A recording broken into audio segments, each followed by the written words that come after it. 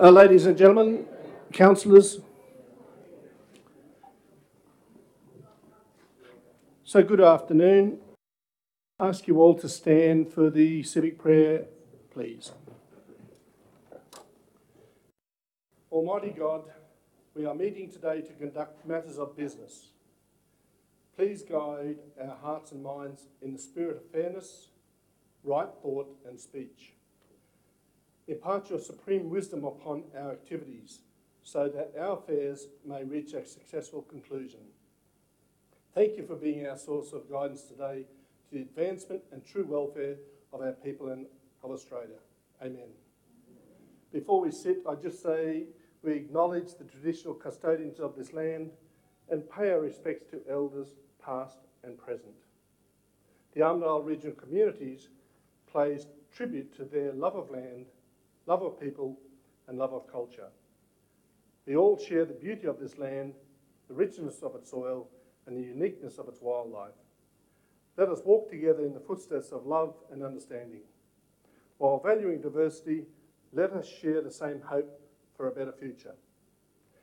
And just a statement, this meeting is being audio and video recorded, and the recordings of the non-confidential parts of the meeting will be made available on the internet.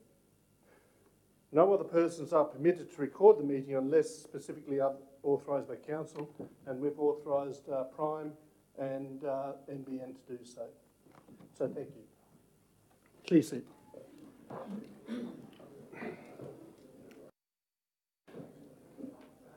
Now, Councillor, apologies. We've got apologies from Councillor Murat. He's ill. So could I have a mover and a seconder? Mover, Councillor Martin, seconder, Councillor Gray. That interim rat missed this meeting. All those in favour? Thank you. Anyone got declarations of interest they wish to make? Nope. Okay. We have a segment 5 I'll have your say, and I believe there's been a number of people who have registered to have your say. You are limited to 5 minutes. Once you've done your 5 minutes, there will be a noise, so please keep your speech down to that 5 minutes. So the first person is, yes, Mr. Hans Hitbrink, who wishes to speak in favour of the rail trail.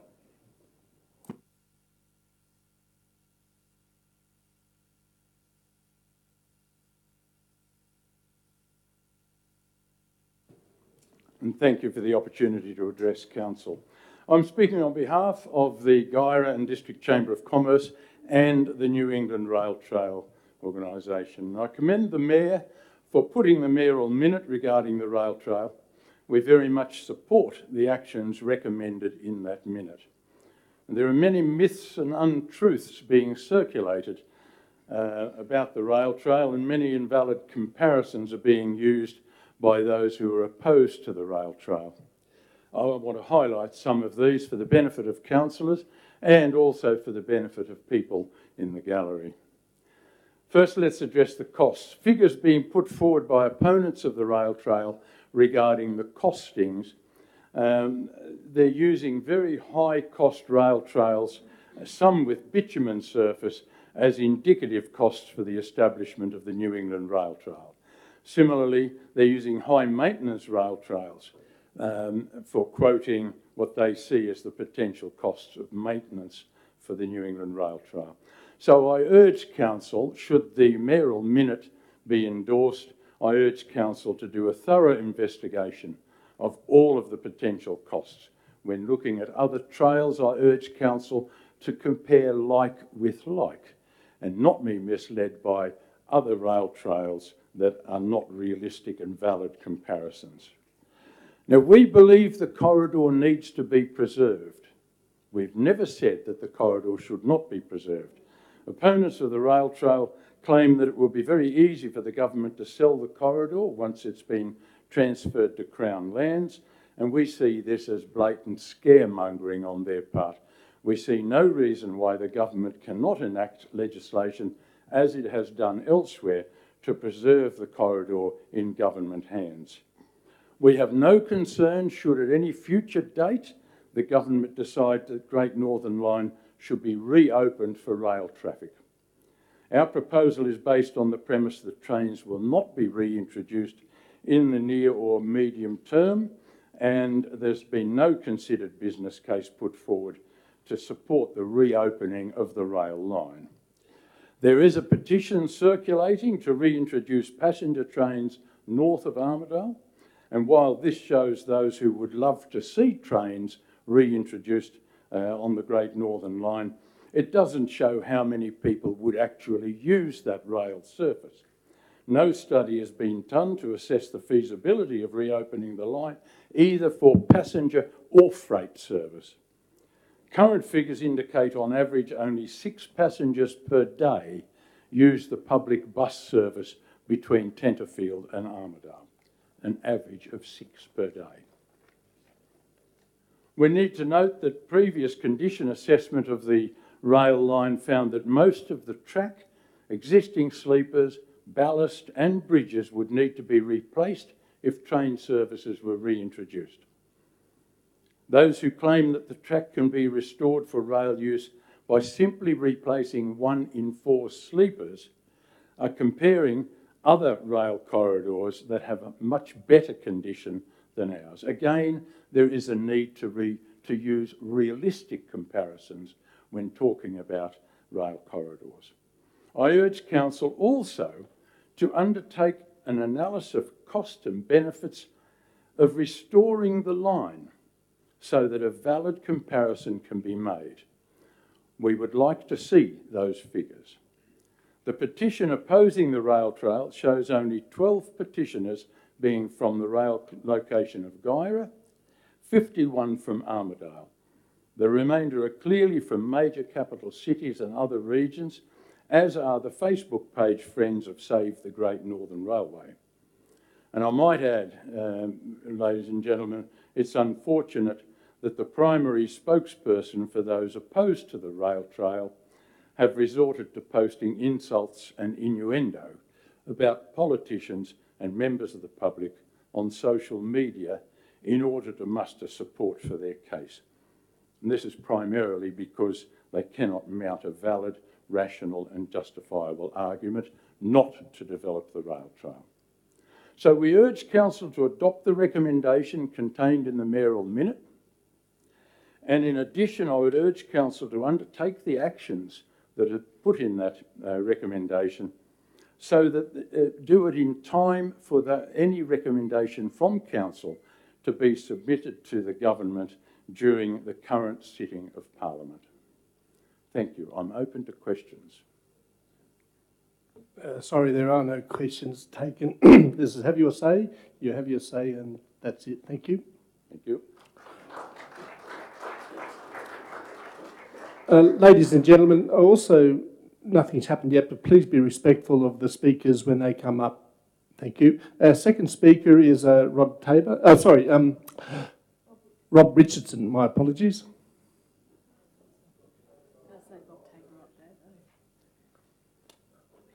Councillor, yes, please.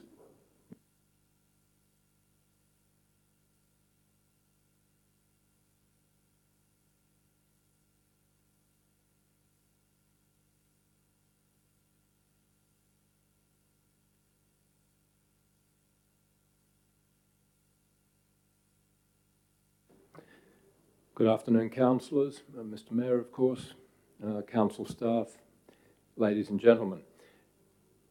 At the ordinary meeting of council on 26 October 2016, the administrator of the Armidale Regional Council made the following recommendation: that Armidale Regional Council provide in principle support for representations by the Guyra District Chamber of Commerce to the New South Wales Minister for Transport and Infrastructure, the Honourable Andrew Constance MP, to close the New England Rail line from Black Mountain to Ben Lomond for the establishment of the New England Rail Trail. The report accompanying this recommendation shows how the New England Rail Trail Group, or NERT for short, worked with the Guyra Shire Council and Guyra Chamber of Commerce to promote this project. It shows how the Chamber resolved in February 2016 to write to the New South Wales State Government requesting legislation to enact the closure of the Great Northern Railway, Great Northern Line from Black Mountain to Ben Lomond Station for the purpose of a rail trail. It shows that the proponents of the trail, the then Guyra Shire councillors, the member for Northern Tableland Adam Marshall MP and Legislative Council member Scott McDonald MLC, met with the then Transport Minister, the Honourable Gladys Berejiklian MP, to discuss the project. It shows that the Minister advised the deputation that government would consider the closure if there was demonstrated community support. And it also shows that the Guyra Chamber believes that the project has overwhelmingly strong backing from the residents, agencies and businesses in Guyra and Armidale. Well, talk about things moving quickly, and with so many of us knowing so little, if anything, about this proposal and of these high-level discussions.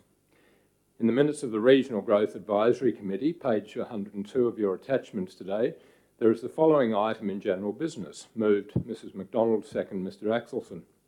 That the Regional Growth Advisory Committee strongly supports the closure of the Armidale to Wallumbilla rail corridor and the development of New England Rail Trail from Black Mountain to Ben Lomond with a view to additions from Armidale to the Queensland border. This was carried unanimously. So by their own admissions, it is now the whole rail corridor which is desired by NERT, by the Guyra Chamber, and now by your own Regional Growth Advisory Committee. What NERT want to do is rip up the railway lines and destroy the permanent way, or the raised ground upon which the lines are laid. This is often not much wider than the width of the sleepers, so inadequate for NERT, who want a 35-metre wide gravel or sealed road as their trail. Once the permanent way is destroyed, it would be very unlikely that it would be reformed, hence making it impossible for a future rail line to be put back into the corridor. Currently, John Holland have the stewardship for the government-owned heavy rail network, performing all core operations and maintenance, including the shared cost of fencing and weed and pest control. This would not be the case if the New South Wales Government reclassifies this part of the corridor, of Corridor 102, to Crown land, as Council would probably incur maintenance costs which would have to be met by all ratepayers. A reclassification to Crown land would also mean that this part of the corridor can be quite easily sold off, rendering the corridor useless for rail purposes. You will have read Councillor Margaret O'Connor's excellent paper on the idea of bike trains. Councillor O'Connor identifies a suitable road no more than 85 metres from the rail line at its furthest point, running almost uninterrupted from Black Mountain to Ben Lomond and adjacent to the rail line. This could be widened to create a safe corridor for push bikes and pedestrians. Councillors, rail is the past, the present and the future. When it comes to the haulage of freight, trains can transport the same tonnage as can road transport, however, using 1/3 of the fuel and 1/3 of the particulate diesel emissions. There is also a much greater safety aspect to rail haulage and travel. However, we don't seem to put the same importance on rail as so many other countries in the world do. There is a freight train that regularly leaves Shanghai in southern China and ends up in Europe. China are opening rail lines, not closing them. Battery-powered trains are now becoming a reality, being recharged at their destinations, hopefully from renewable energy sources. Wouldn't it be a beautiful thing to see a battery-powered loco hauling the massive components required for a wind farm to a railhead close to their destination, instead of their awkward journey up our highways? For their haulage capacity, for comfortable and safe passenger travel, for tourism, for the sake of our environment, and for greater safety on our roads, I have no doubt that trains have a huge future. By keeping our Great Northern Rail corridor intact, I firmly believe that on one day we will again see trains heading north from Armidale. Thank you very much. Thank you, Mr Richardson. I'd like to call on Mr Rob Tabor to come and give his 5-minute speech. Thank you.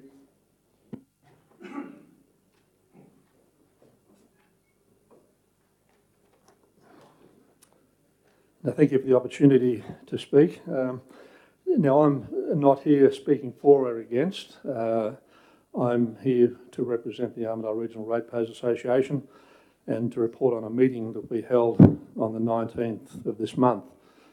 And this meeting came about mainly because we're having our normal annual meeting and I got quite a few phone calls over that weekend before requesting that we put this to the public.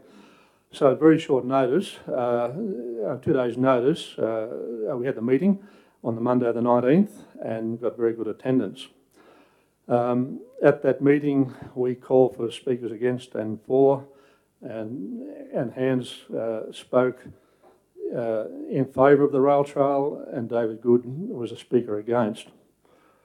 We then had a motion which read, this meeting, put my glasses on. This meeting is of the opinion that there should be no act of Parliament to close the line from Armidale to Queensland as a rail until satisfactory study for an alternative use. And that was moved by Matthew Tierney and seconded by Don Carruthers. And we put that to the meeting, and it was overwhelming support with 3 against. So it was carried. And look, I suppose from that we decided we'd like council to at least recognise this particular motion and take note that the community have spoken. And also, we've actually spoken about the petition. Now, I was handed this just a few moments ago. This is the petition to open the railway line north to Queensland, to Wallangarra, and we have 2,017 signatures on this petition. So people are quite welcome to have a look at that. I can't let out of my sight, but if you want to have a look at those, they're there. Look, that's about all I've got to say. But the Armidale Ratepayers Association will continue to watch this particular proposal. Thank you. Thank you, Mr. Taylor. Okay, we'll move on to Section 6, confirmation of minutes. No, I'm sorry, you can't, because no, you've got to register for have your say, and that has to be done. No, I'm sorry, but Madam, Madam, would you mind sitting down? Yep. So can I have a mover and a seconder for the minutes, confirmation minutes? Mover, Councillor Gray, seconded Councillor Bailey. Any discussion on those minutes, corrections? If not, I'll put that to council. Those in favour? Those against? Just quickly, there's been a number of late reports that you've received. These reports, in a couple of cases, have been late due to the fact we're trying to expedite them. For example, there's one on the mall. We only finished the consultation period only recently. We thought that if we could get this through, we've got a better chance of getting funding in the future, so we tried to expedite it, and a full credit to all the staff who are involved, and I pass on my thanks to their efforts in being able to get it to you today. And also there's one on the Code of Meeting Practice. Submissions are due soon, so again we try to expedite that. So please take that on board. Now, Section 7, the Mayoral Minute. Just to inform people, a Mayoral Minute is a ability that the Mayor has to bring in a motion basically right up to the last minute. It does not have to go through the normal procedures. 7.1 is a recommendation by me. I move it. Then it's in 2 parts. Council note its previous in-principle support for New England Rail Trail from Black Mountain to Ben Lomond. And Part B, as it is read up there. I would like to change that motion briefly so that in the second dot point in Part B, at the end of relevant information, please cross out so that business case can be developed right through to the end of Ben Lomond. Replace that with the word and remove the dot point of the third one and make that a small c for conduct. So it's and conduct extensive community consultation once the investigations and then remove the words "and business case has" and replace that with "have been completed." So I've moved that. Let's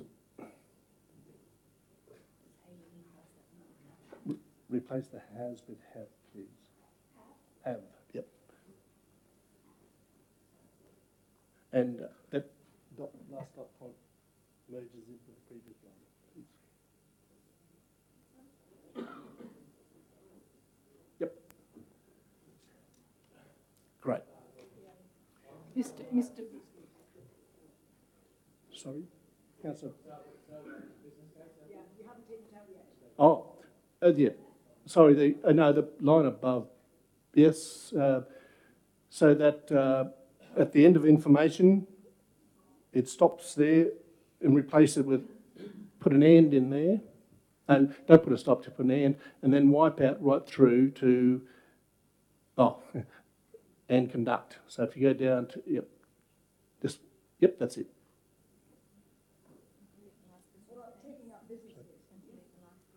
Yeah, and the last business case too, please, on that. Is that right? Yep. So that's my motion to the floor. And Councillor O'Connor? You're speaking for or against? I'd just like to propose a very slight amendment to with your agreement, and that would be that Council note that it's Council in its previous administration, Council in administration, just so that it's identified that that is not a motion of this elected council.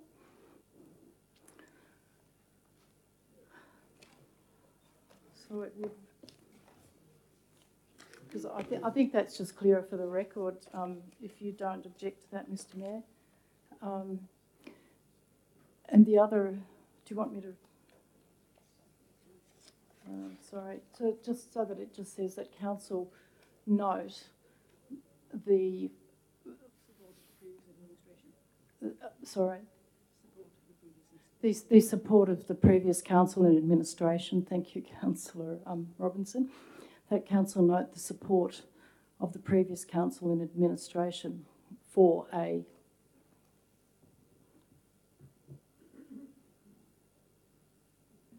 Councillor O'Connor, I would not support that. This is a motion that's on our books.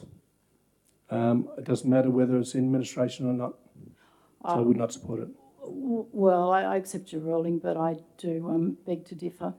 The other item that I would be concerned about is that the word "have been completed." I would have thought that the community might prefer to be consulted or have the consultation process as a parallel, if you like, process with the investigation, so that the community is actually invited to engage, as they already are, in fact. So to recognise the current situation, we open up a consultation period whilst we're investigating further information. I don't know if that would assist you, Mr. Mayor. Have you got a seconder for that, Councillor O'Connor? And you turn the mic off too, please, Mike. Thank you.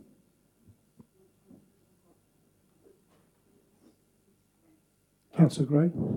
I was going to suggest another amendment or slight amendment for Part B, second dot point, that to fit in line with the economic development strategy that has been approved by council, that on page 55 of that, one of the actions is to undertake a feasibility study and prepare a full business case for the New England Rail Trail project.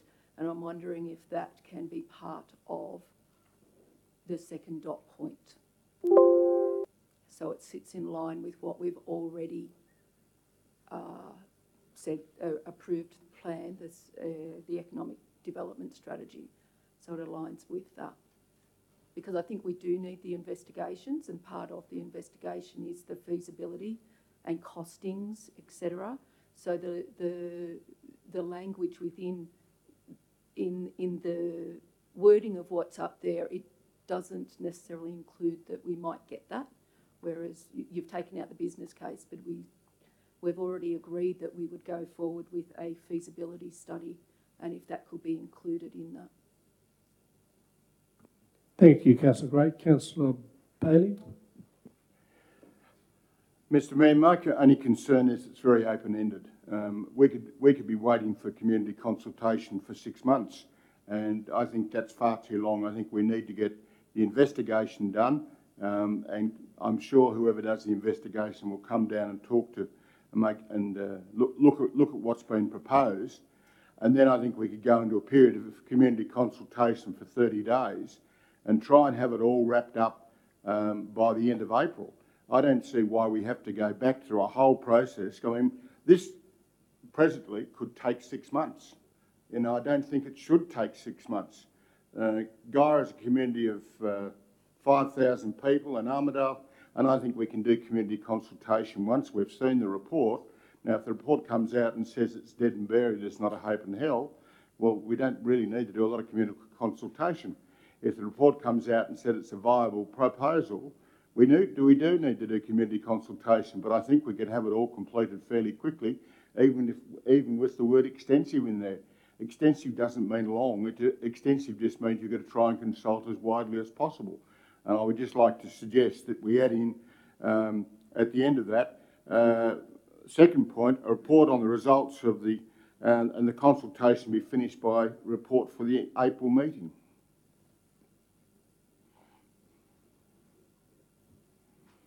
Thank you, Councillor Bailey. Your microphone, please. And is there a seconder for Councillor Bailey's support? No, Councillor O'Connor, you've spoken already. So, oh well, I is think there I was someone? interrupted. Point of order, Mr. Councillor Mayor. Tiley. Point of order, Mr. Mayor. I was interrupted by Councillor Gray. I was looking for a seconder, and I found a seconder. Sorry, I looked around. There was no seconder that I could see. So, Councillor Tiley. Thank you, Mr. Mayor. We've got a red button? Okay. Thank you, Mr. Mayor. I speak in favour of the mayoral minute. I'd remind Councillor O'Connor, who's a lawyer, that the council is a corporate entity with a continuum from council to council. So the first point was invalid. In relation to the motion on the screen, I believe, in my experience on the coast where we had the Casino Mooloolaba trail under investigation, started in 2011, they've just received a grant. This takes time, you've got to do it properly. I believe that, yet again, the council is on the back foot. We were on the back foot with the mall trail, with Woodsmoke. We need to adopt this mayoral minute so that we get the information. It can be done on a desktop basis so that we're not spending ratepayers' money in collecting the data. And then we go and consult extensively.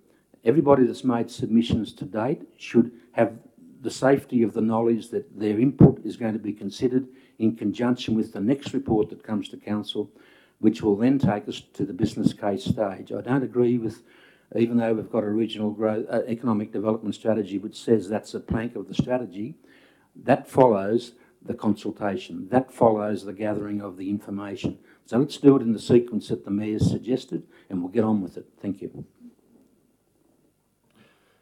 Councillor Martin. Oh, thank you, Mayor Murray. I'd like to support the mayoral minute as well, but I was just wondering whether we should include in the actual motion that all costs are included in the business study, because I think it all needs to be put down so that we can see both sides. Councillor Martin, that was the objective I had for this whole investigation. So may I just take on board Councillor Gray's point as to that's already in our economic development strategy, and I think that'll support my mayoral minute. And I'd like to extend the point A that council notes in its previous in-principle support from Black Mountain Balloon, as per the economic development strategy that has been already adopted by council.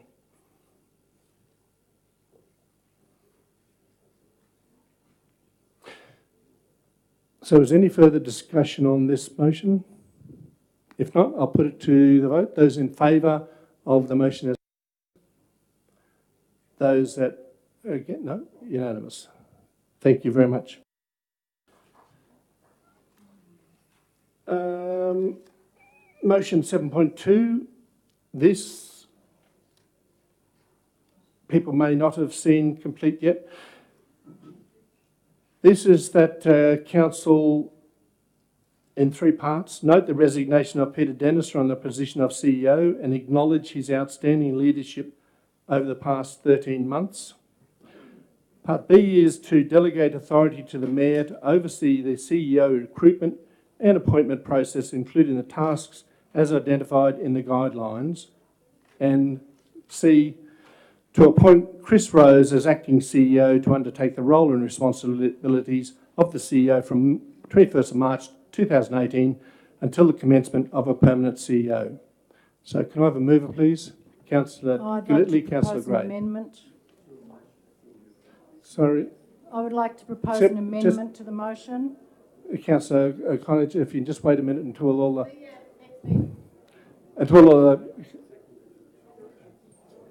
Sorry.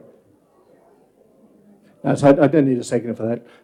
If we can just pause for a couple of minutes until the crowd go.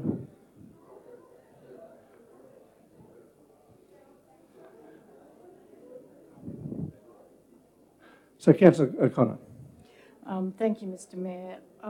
Look, I think given that we've only just received this and item C proposes to actually take action without any consultation with councillors, I think it's such an important decision that I would be proposing that we retain item A, which is of course non-contentious, and that we replace items B and paragraphs B and C with a new paragraph B that says that councillors hold an extraordinary meeting within 7 days to determine the way forward with respect to filling the vacancy left by the current CEO. In that way, I think, Mr. Mayor, with great respect, we'll be moving forward together on this as all councillors rather than being forced to accept the appointment of someone of whom we've got about which we have no information at the moment.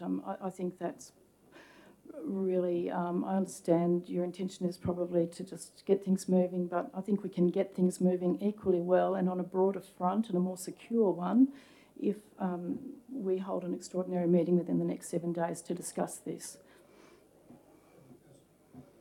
Thanks, Councillor O'Connor. Any seconder? Councillor O'Brien. So, do you wish to speak again to it, or you won't leave it to...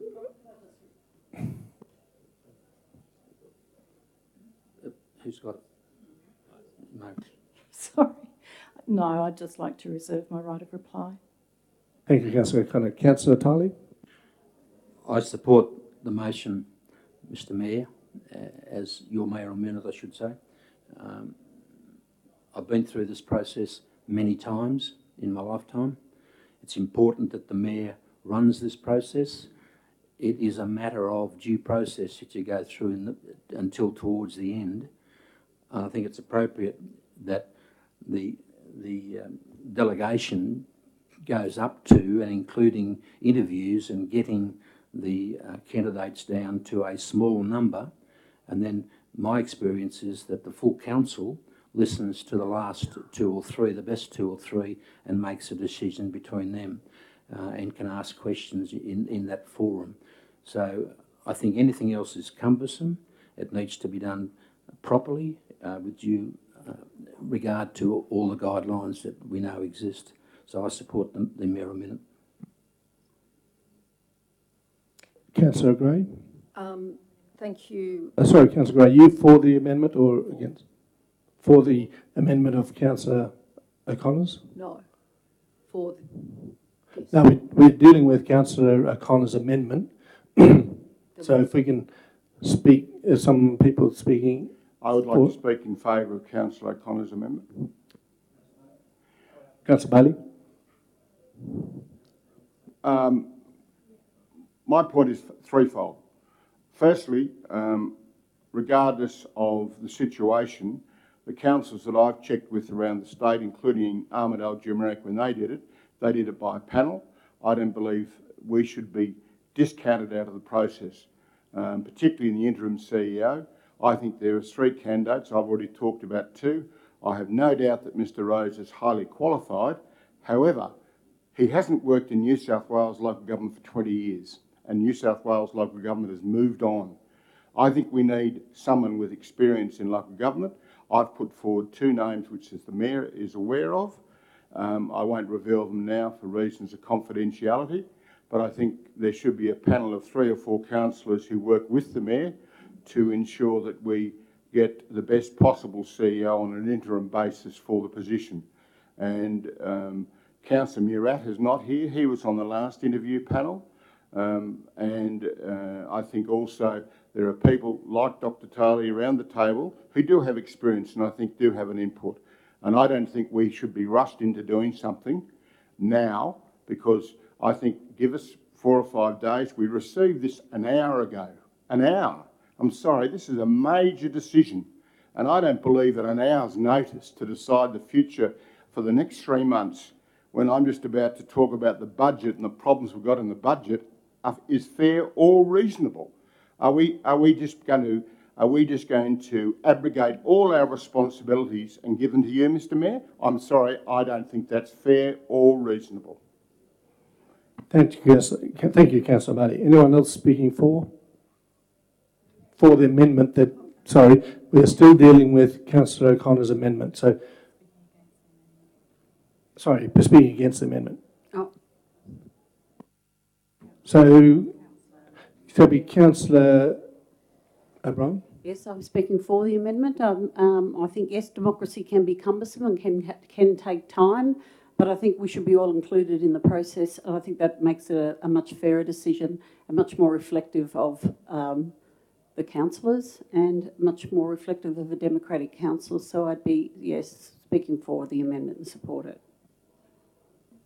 Councillor Gray, this is for the amendment still. Against the amendment? Yes. So the amendment that's been put forward in consideration of the extensive human resource and recruitment experience that I have had within my career, the moving forward in an acting position, this is quite within the realms of reasonable process of the mayoral minute, which does not need to have the cumbersomeness of a panel, etc., to go through the full interview panel selection, etc., for an acting. Definitely for a permanent CEO, that the amendment would, yes, definitely be appropriate. I don't think it's appropriate at this stage. Thank you, Councillor Gray. Just to remind you that this does not preclude me as the Mayor from getting opinion from all of you councillors. So anyone else wish to speak for it? Otherwise, I'll ask Councillor O'Connor for a right of reply. Councillor Robinson?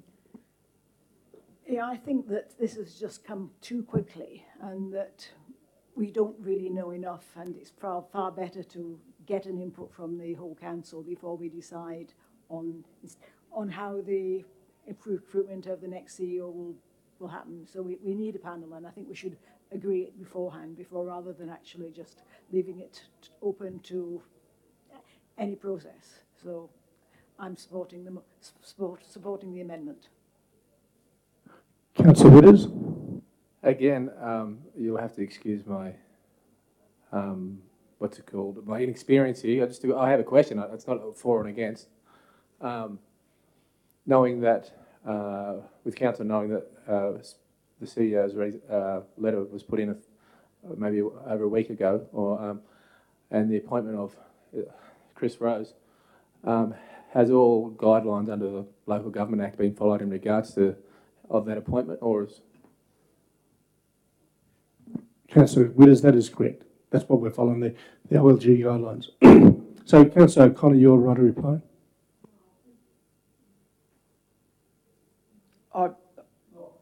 Sorry, Councillor, I didn't realise Councillor Gillespie was...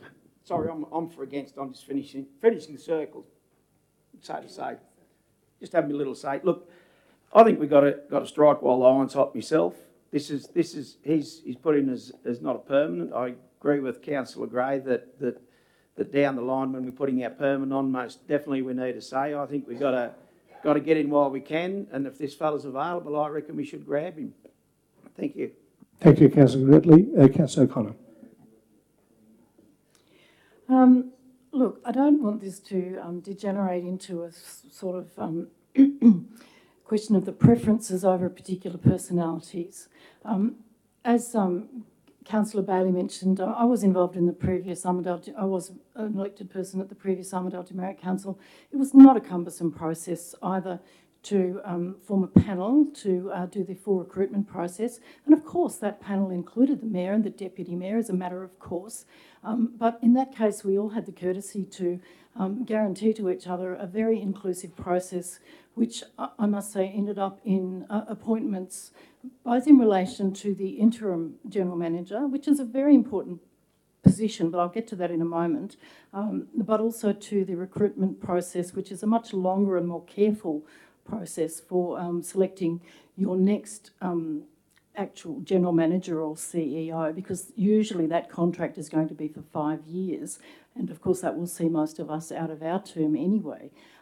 Look, councillors, I'm just asking that we allow ourselves the luxury of a meeting, an extraordinary meeting certainly within the next 7 days, so I'm not suggesting any delay whatsoever, but that that we have a meeting where we actually can talk and suspend standing orders so we can talk informally with each other about the priorities that all of us see. We're now 5 months in to our term. We've got a short term, it's only 3 years, and I believe we're not adding any delay by giving ourselves time to think. I applaud the suggestions that we should get onto it and strike while the iron's hot, etc. But I mean, that's exactly what this amendment is proposing to do.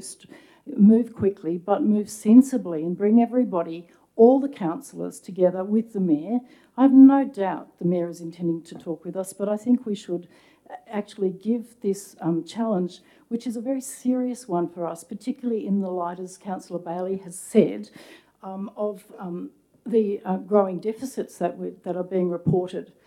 So we certainly need to look at who's going to hold the tiller of the Armidale Regional Council. So it is the most important position for us for us as a governing body. So we really need to address this carefully. And can I say that I'm not without recruitment experience myself, and I know that hiring the first person that walks in the door or not having the whole office behind you or the whole business behind you when you do put a key person into a pivotal role is just a recipe for disaster. So I really ask all councillors to indulge ourselves in a little bit of time to talk amongst ourselves about who we would like. There are, in local government land, there are a number of unoccupied good general managers, good CEOs around, and we just need to have a look at who they are and decide who would best suit our particular circumstances. And I frankly find it problematic, to be honest, that this minute would impose on us a particular interim general manager or CEO with 1 hour's notice. I just find it, to be honest, extraordinary, and I think it's not going to improve our reputation because it's going to be very hard for some of us to accept this Mayoral minute if it goes through without the amendment that I propose. And I also think we should bear in mind that our community is watching us very closely at this stage for a number of reasons, of which we're all aware. And the community, I think, would support us giving ourselves the time to talk amongst ourselves and make a considered decision about both the interim replacement and also the recruitment process. And I just had one other point. Yes, I mean, somebody said, let's do this properly, let's do this properly, let's have a meeting and discuss it amongst ourselves. And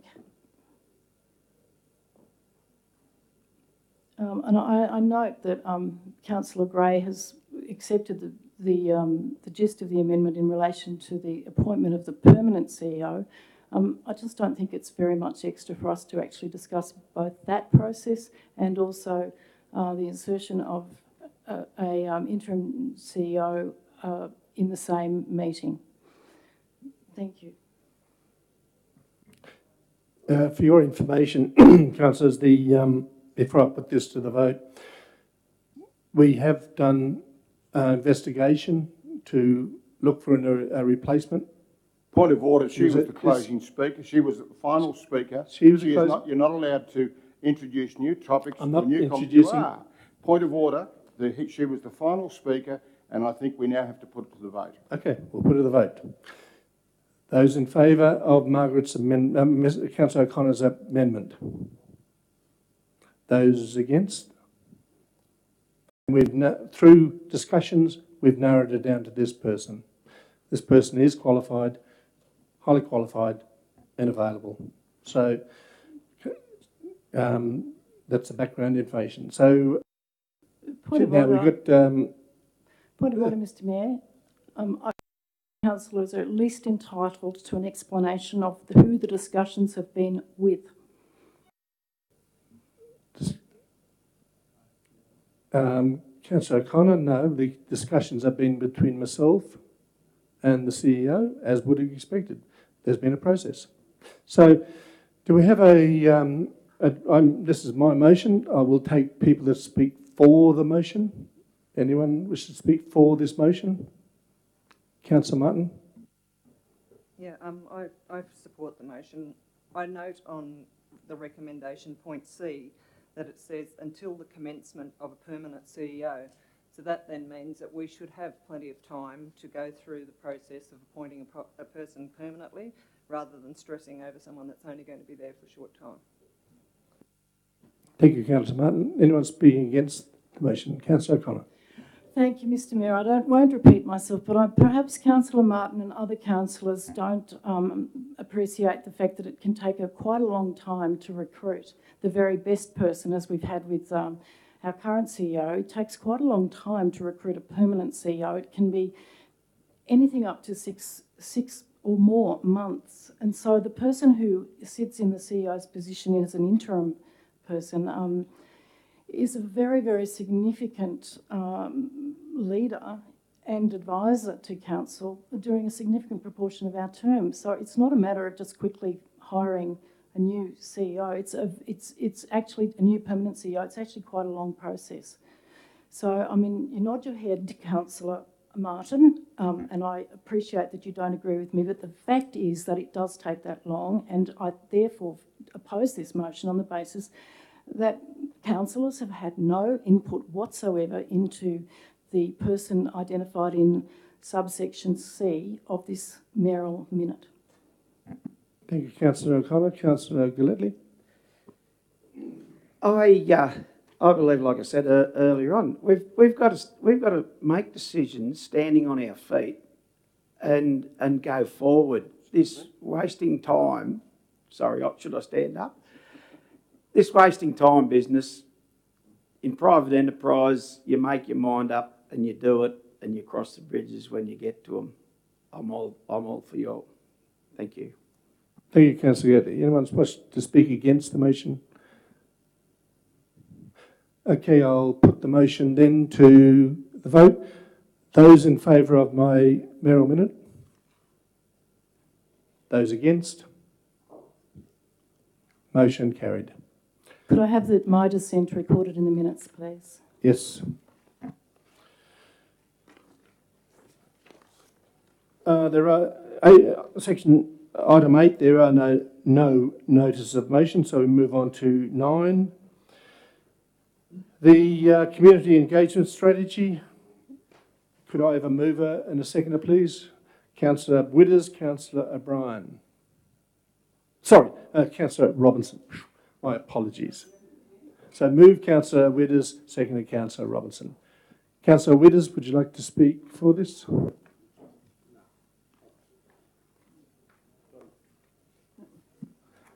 No, I reserve the right of reply at the moment. Councillor Robinson?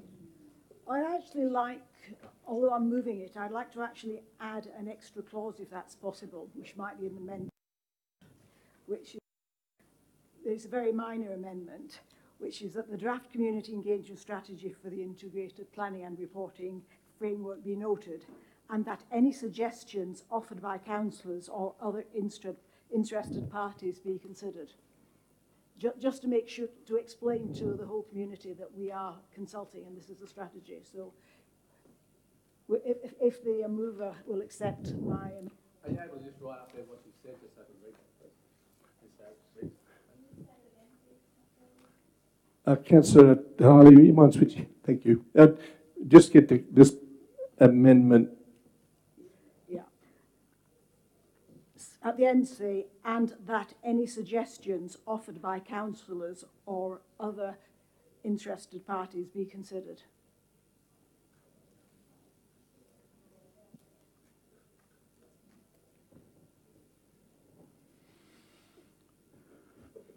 Are you happy to accept that, Brad? Councillor Widders, are you happy with that small change? Yeah. Councillor Tiley? Mr Mayor, I'm going to suggest that the matter be deferred, and I do that for a number of reasons. The focus of the report is on the engagement strategy in relation to IP&O, and that's fine. The second paragraph of the report even brings it into a clearer focus of engagement in terms of the delivery program. We well know that if we don't engage really well with our communities, we're not going to succeed as a council. The former council under administration received and adopted a draft community engagement strategy in May last year, which is not mentioned in the attachment to this particular document before us today. And that document of May last year was high level. It talked about objectives of community engagement. It talked about the principles of community engagement and the scope of it. And I think all of those factors are really important when we're talking about how we're going to effectively engage with our community. So I've got no beef with what's in the business paper, but I don't believe it goes far enough. And I think for the sake of a month extension, we perhaps inculcate those principles that were adopted a year ago, debate them, and we'll come up with a better document and we'll better serve our community, I hope. Thank you.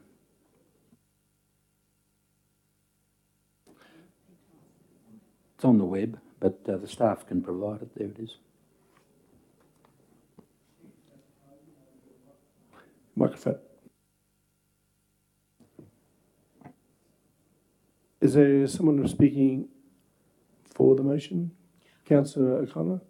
Well, actually, I don't know if Councillor Tiley is proposing an amendment, but I support, if he is, I would be delighted to second it. Well, I then move that this item be deferred a month so that councillors have time to consider the document and the strategy, the draft community engagement strategy, and have input into it. And I think that would actually be furthering the mover of the original motion's hopes. Thank you.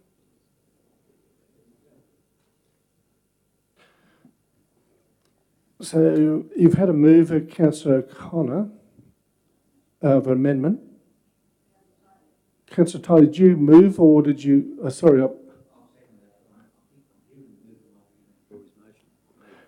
When he stops eating, sorry. Yeah, having seen that document that Councillor Tiley's mentioned, I would like to remove the motion so we can go along with the recommendations from Councillor Tiley and Councillor O'Connor. Okay. Yeah, sorry.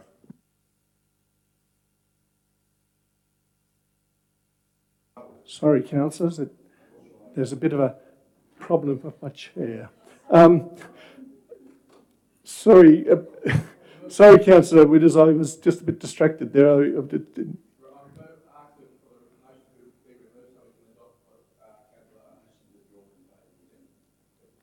Right. Right. So what we have on the table at the moment is we withdraw this motion.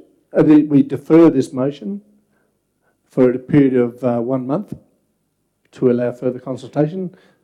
That's been moved and seconded. Anyone else wish to speak to that? Councillor Robinson? My concern about withdrawing it for a month is that the consultation strategy in the attachments actually starts beginning March, so that we will be delaying all our consultations for a month.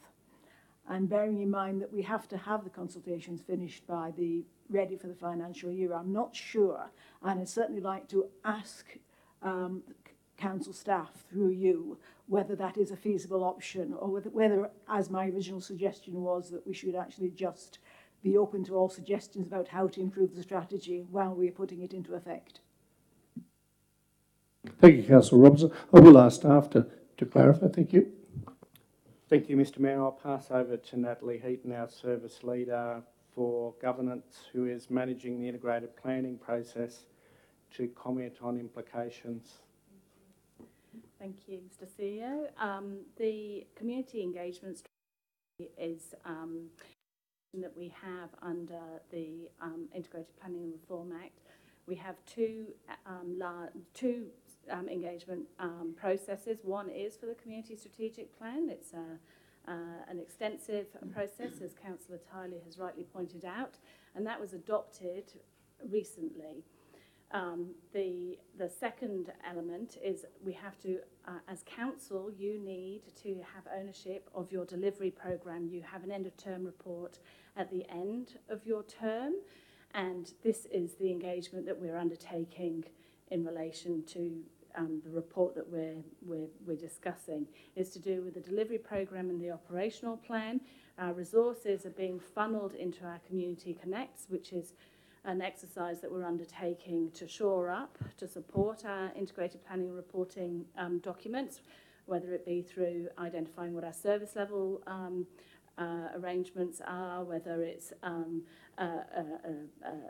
mechanism to find more funding. That's the exercise. That's where, from a council staffing point of view, we'd like to put our resources. Does that answer any questions? Sorry. Oh, timing. In terms of timing, yes, we are running late in terms of producing a delivery programme. We need to have this information for you to adopt or at least put on draft public exhibition by May. You need 28 days under the Act for public exhibition. That takes you to June. And you need to consider any of your submissions, which if we leave it any later, you won't have time to do. So that's the time frame that we're under. I hope that answers your questions. Thank you, Natalie. We have a motion that we defer this for 12 months. No, sorry. Oh, it's that rocking chair that has thrown me completely off. Sorry, defer for 1 month. So, further report. So anyone else wish to, Councillor O'Connor, you've spoken to it, so anyone else wish to speak for or against? So I'll put that then, those in favour of deferring it for a period of 1 month. Those who are against deferring it? The motion's been carried.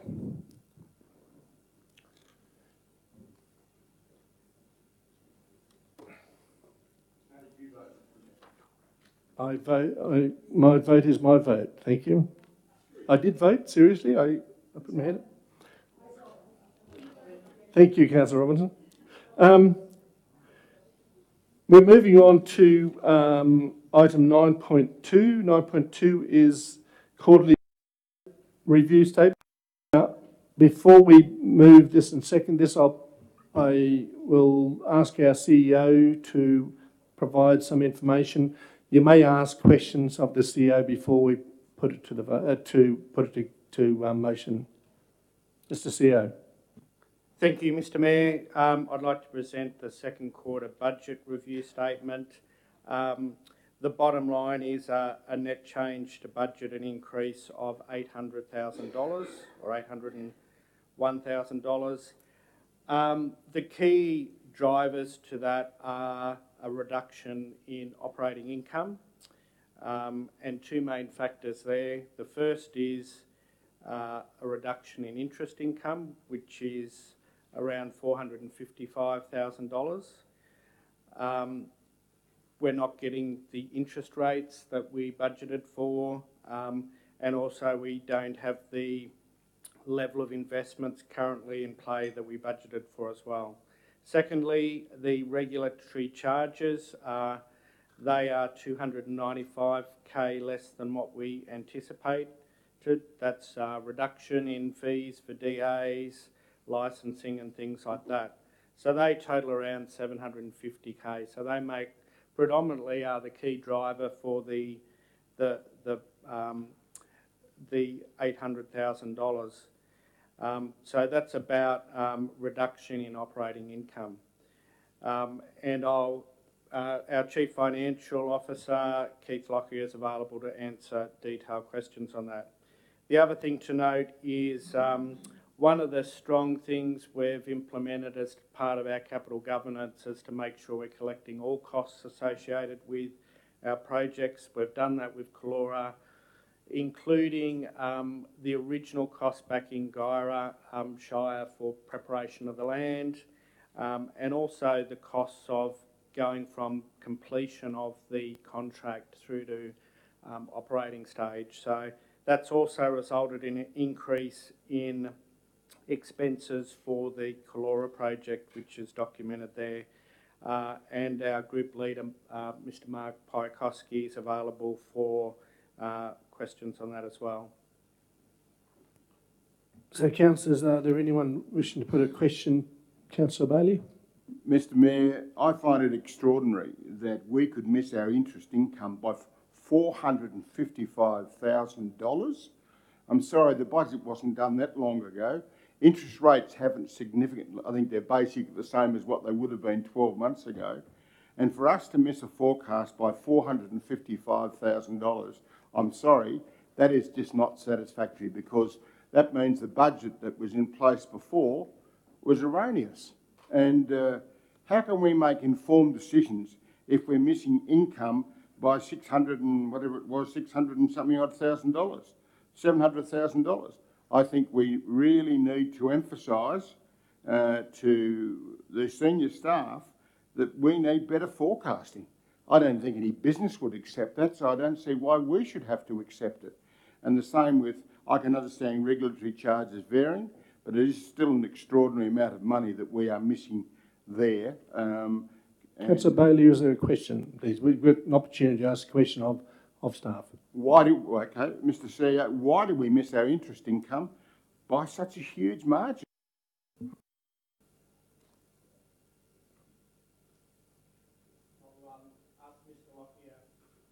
Councillor O'Connor, can you turn your mic off, please?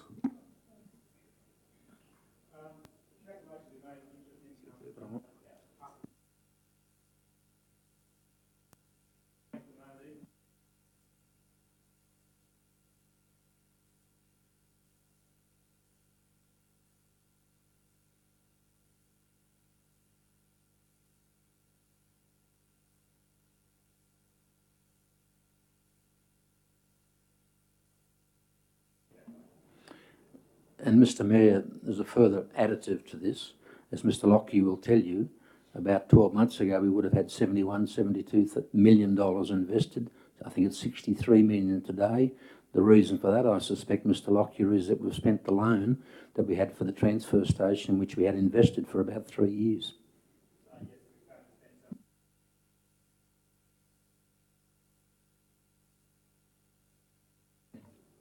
Any further questions, Councillor O'Connor? Yeah, my question may well have been answered by the last comment, but the question is relates to what investment funds have disappeared? Councillor Connie, your mic again, please. Sorry, what investment? There we go. Sorry. The report suggests that there's some investment funds have been reduced, and that's attributable. Is attributed the decrease in income. Could you identify what those are?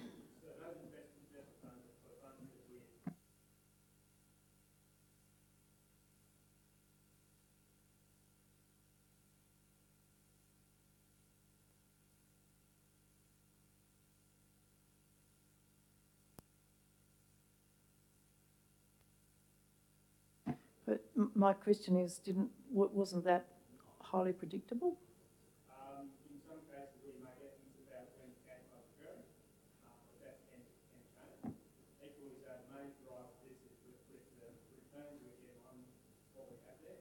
We are actually seeing a reduction in what banks are offering by that number. I have one more question, and that was in relation to the statutory charges income. Does that mean, and I think I might be directing this through you, Mr. Mayor, to the CEO, does that mean that we have a marked reduction in the number of DAs and other commercial activity in the last 12 months?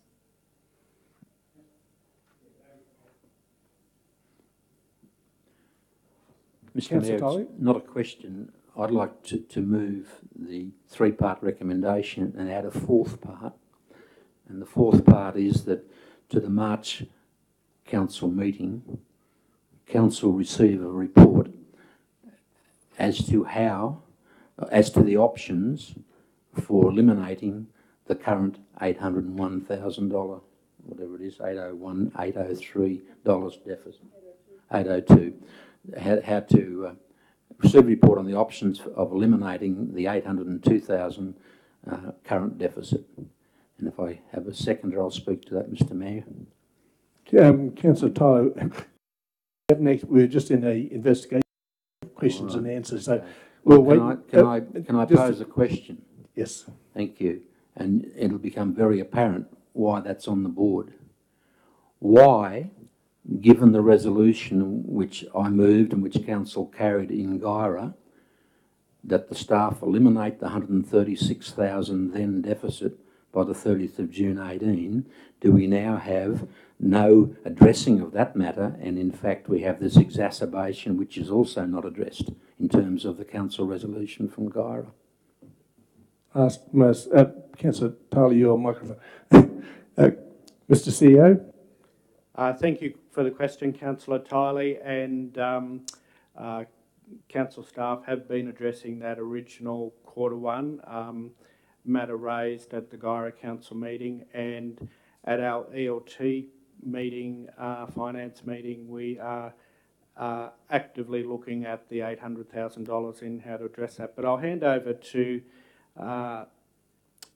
Keith Lockyer to provide a detailed response on that.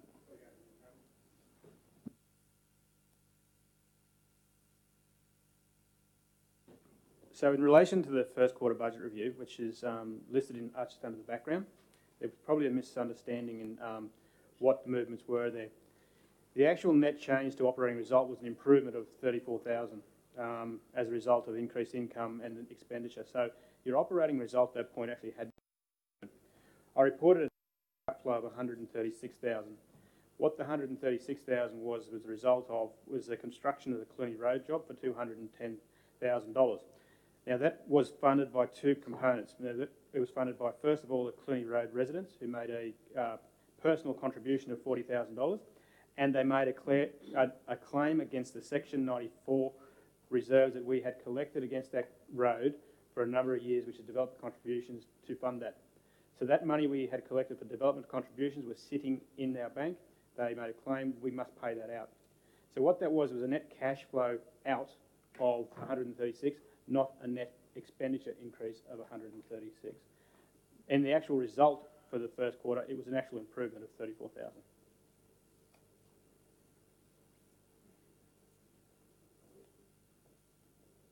Right.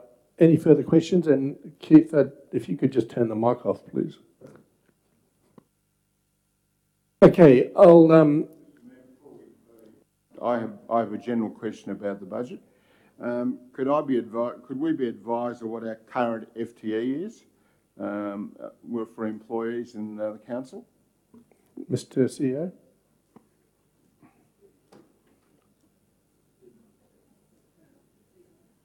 Your microphone, Councillor Bailey. My recollection, we've just finalised a total review of the organisation as part of the amalgamation process, and my recollection is it's around 296, 297, but I'm happy to come back and report the actual number to councillors.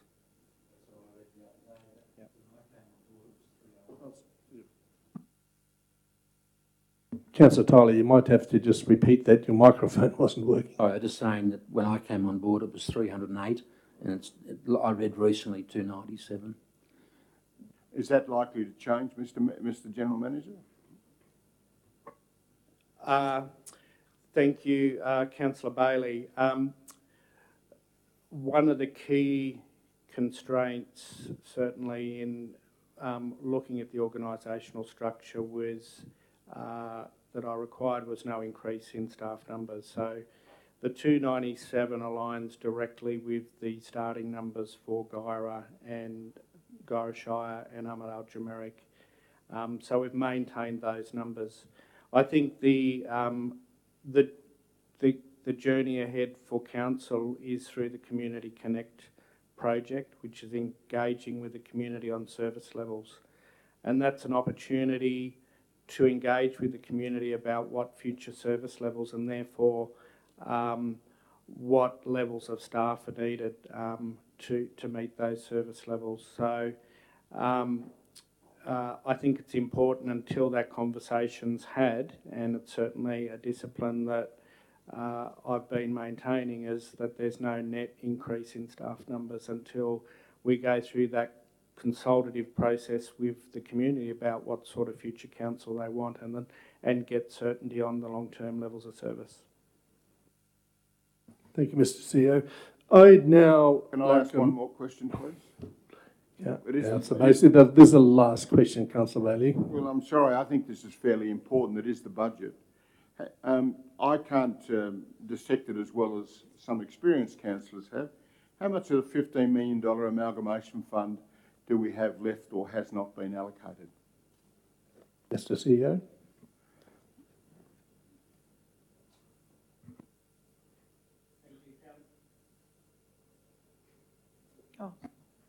Thank you, Councillor Bailey. As one of the papers alludes to in this council pack, the $9 million is fully allocated.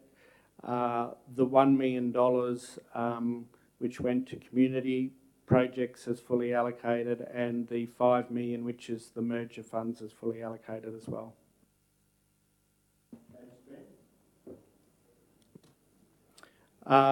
Councillor Bailey, there's a number of projects that are initiated and underway, and as you know, a lot of the roads and the bridges and things like that, we're going into contracts and things like that. So no, the money has not been all spent, but committed. May I remind all councillors that please don't just press on your microphone in case there's someone having to answer a question. So please be mindful of that. Now I'd like to... Is there a further question, Councillor? I'm ready to move this. Yeah. So may I have a mover and a seconder for, and I will say it for the first ABC as said on the screen. With that, your mover, please.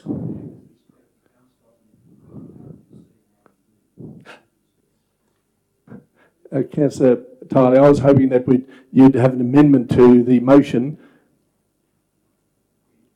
I want to go via the Cape, I'll go with you. Councillor Tyler, do you mind switching your mic off? So, can I have a mover for the motion? Councillor O'Connor, seconded.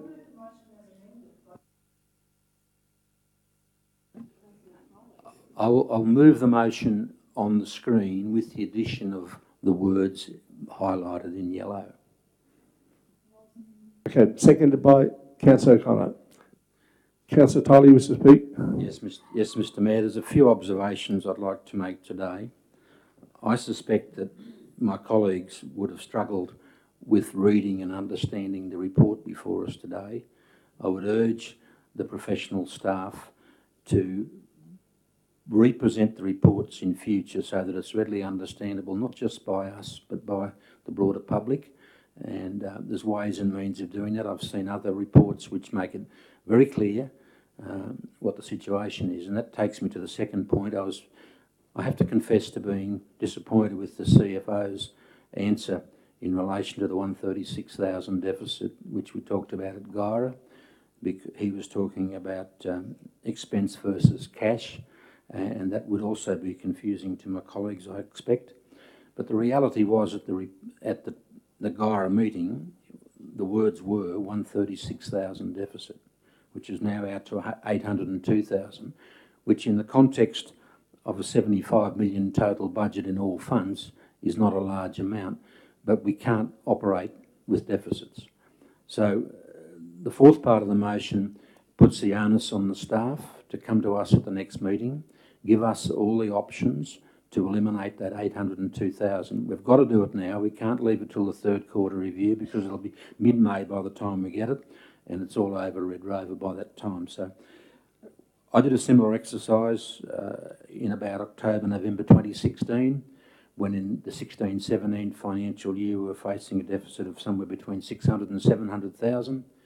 The senior staff came to me with total options of 2.5 million to meet that 600,000. So it's a doable operation. We need to show ourselves as fiscally responsible, and that's why I moved the motion with the addition. Thank you, Mr. Mayor. Thank you, Dr. Tyler. Councillor Tyler. Councillor Gray? I am for the motion, but I would like to add part E, if we could, another amendment, and that is to receive a report, for council to receive a report of the breakdown of the amalgamation funds received for the administration period, and what has been used, what has been allocated, but not what has been used, so allocated and spent, what has been allocated and not spent. I think the funds, it's creating confusion for councillors reading the financials as to where the money is shifting. So if we can have a report of what year they've been spent in and what's left over, so we can predict what may come up in the future as well. Councillor Tyler, are you happy with that amendment? Councillor O'Connor, please, your microphone. That the council receive a further report on the expenditure from the Stronger Communities Fund, 10 million, and the Implementation Fund, 5 million, with breakdowns into what's been spent and unspent. Councillor Tyler, your microphone. Councillor O'Connor. I think you're going to ask me, do I support that? And I do. I would also like to provide a little bit of information to councillors, and that is that at yesterday's Audit, Risk and IP and our meeting, committee meeting, advisory committee meeting, which is actually a statutory committee, we resolved at that committee to take some actions to assist all councillors get some additional learning in relation to interpreting these documents, and that was very much supported by Mr. Lockyer, and I think we're on the path to ameliorating a situation where we maybe are not sufficiently skillful to read these documents. Thank you, Councillor O'Connor. Anyone wish to speak against the motion? In that case, I'll put the motion to the vote. Those in favour? Those against? Do you want your vote? Okay. Thank you.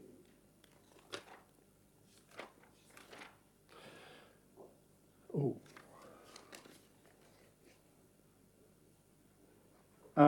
We have a In your supplementary papers, it is 9.3.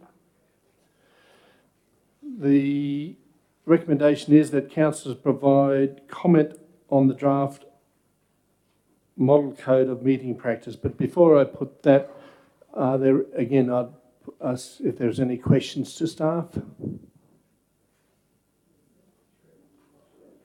It's in the supplementary papers. 9.3.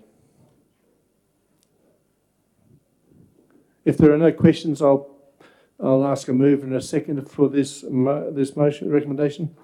With respect, Mr. Mayor, not everybody is keeping up with all these this rain of supplementary papers. Would you give us the time to have a look at it up on the board?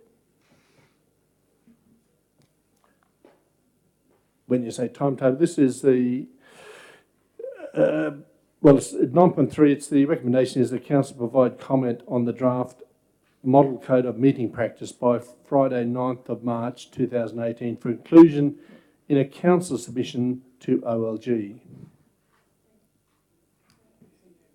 G'day, it's me. So, oh, sorry. Sorry, are there any questions with it first before I'll put it to move in second? Councillor Tyler? Motion. Question where you go? His question on the motion. Yeah. Since we only just got that, just before the meeting started, the question is, so we'll have time to read this over the next month before the next week when the time runs out on the 9th, which I think's next Friday. So I'm just concerned about making sure that we've got enough time to be able to read through all of whatever it is so we can provide quality comment on it. Mr. CEO? I'll hand over to Mr. Wilson just to speak on the this paper and just the timeframes we're working to.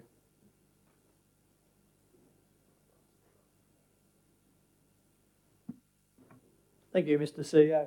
Just to provide councillors with some background to the Code of Meeting Practice. In June last year, while under administration, we the council at the time adopted a new Code of Meeting Practice. That was based on the Office of Local Government's template, and it adopted, at that point in time, best practice.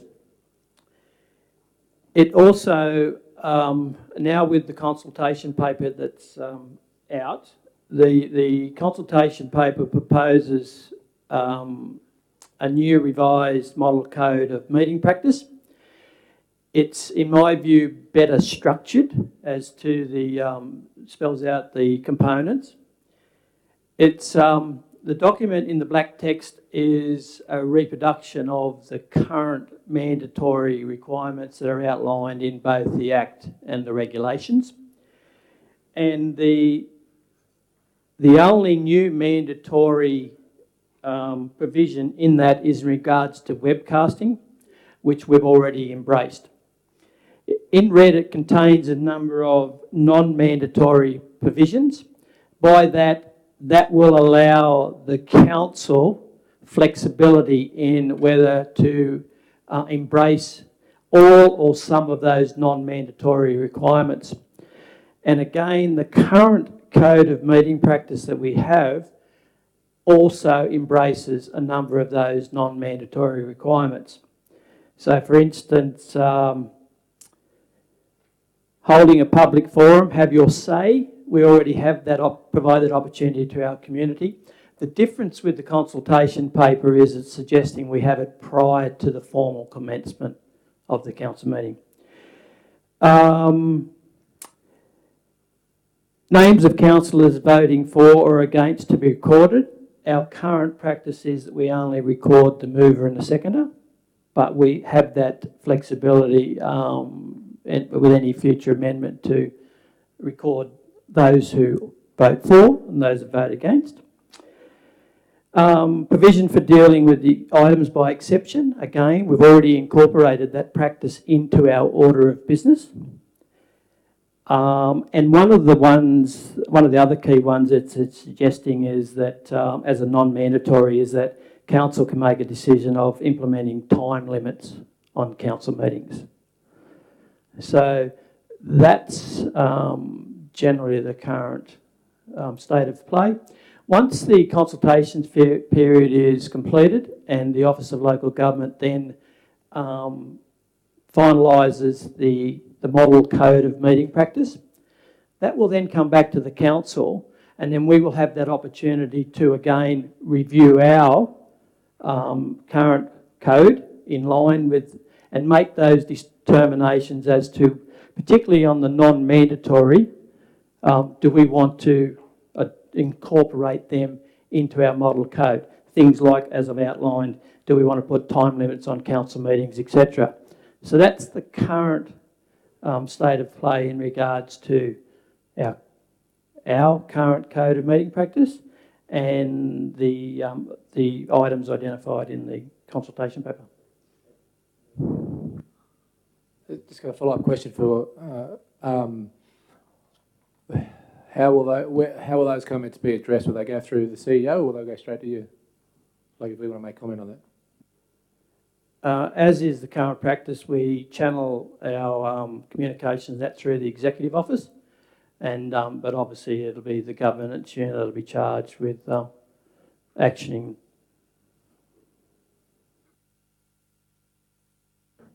Okay, if there's no further questions, I'll ask for a mover and a seconder for this motion, please. So, someone move the motion. Councillor Gray, Councillor Robinson. Councillor Gray, would you like to speak for the motion? I think that if we've got plenty, we've only got a short amount of time, but I think that if we're all able to submit, there was a form for submission of ideas, that we can all have sufficient time to submit our responses, noting, I think that in that period, I would like to think that Mr Wilson or CEO Peter Dennis is available for any questions for us in how the RED, even though they're not mandatory, may impact a meeting practice. Councillor O'Connor, you're speaking against? Anyone to speak against the motion? Councillor Tiley? I'll speak against it, but I'm going to vote for it.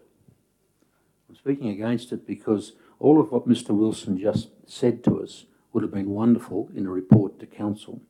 And his report could have been extended by taking us through the 17 sections in red and asking our opinions as to whether we would like to make a statement to the OLG about whether we support or otherwise, as non-mandatory things, those particular segments.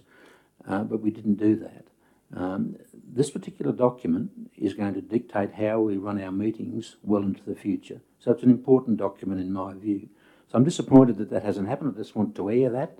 But we're in a cleft stick. We've got until the 9th of March. We'll have to go with the recommendation. Thank you.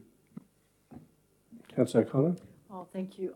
My statement now is in a different vein, but just a comment really, and that is that when you look at the code of meeting practice that we have, it actually is not complete. It requires councillors to then go and look up acts and regulations to fulfil the whole document, and I also find that difficult because I think we should have a complete document that encapsulates the whole of the meeting practice in a document that councillors can look at. So I would be most grateful to Mr Wilson if he could supply a complete document. Thank you. Can Mr Wilson respond to that? Because I know he's got strong views on that. Councillors, the whole emphasis of adopting the best practice model was to actually strip away all the references to the Act and the regulations. You will see that the current code of meeting practice that was adopted in June last year, there are hyperlinks in that document which provide you with a direct link to the relevant acts and regulations. You'll also notice in the consultation paper that the Office of Local Government, with the draft code, adopts the same practice. A speaker for the motion? Councillor Gillespie. Look, me being very new to it all and certainly not being the brightest or sharpest tool in the shed, I think keeping it simple, simplifying everything is definitely the way to go. If this simplifies it and makes it better for me to understand, I'm most definitely backing it. But as I said, and with the budgeting wise, I would like to get right on top of that. So the more information that can be given to me in layman's terms, the better. And if this does what Peter's doing, I'm happy for it, and I read it that way, that it is trying to simplify a bit more. Thank you. Anyone wish to speak against?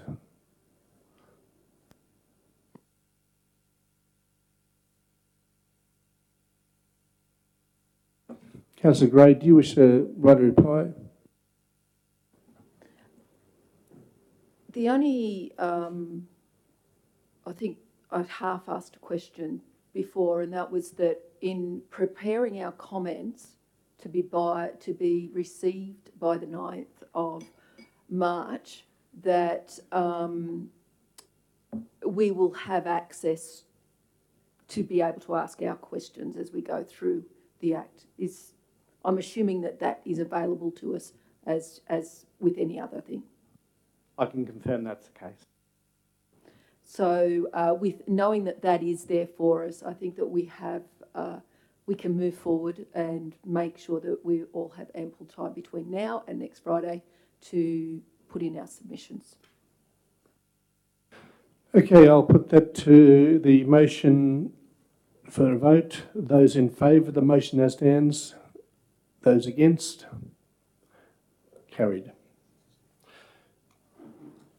Item 10.1. Yes, thank you.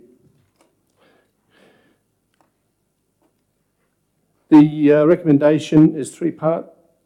That Council acknowledge the work of CWA Northern Tablelands Group in bringing the 2018 CWA State Conference to Armidale. And we provide the Town Hall facilities for use by CWA Northern Tablelands Group for the period 4th to the 7th of May inclusive, and waiver all fees, charges associated with the use of the Town Hall. Can I have a mover? Councillor Robertson, Councillor Bailey. Councillor Robinson, would you like to speak for the motion, please? I'll just reserve my right of reply. Thank you. Anyone wish to speak against the motion? Okay, I'll put the motion. Those in favour? Carried unanimously. Thank you.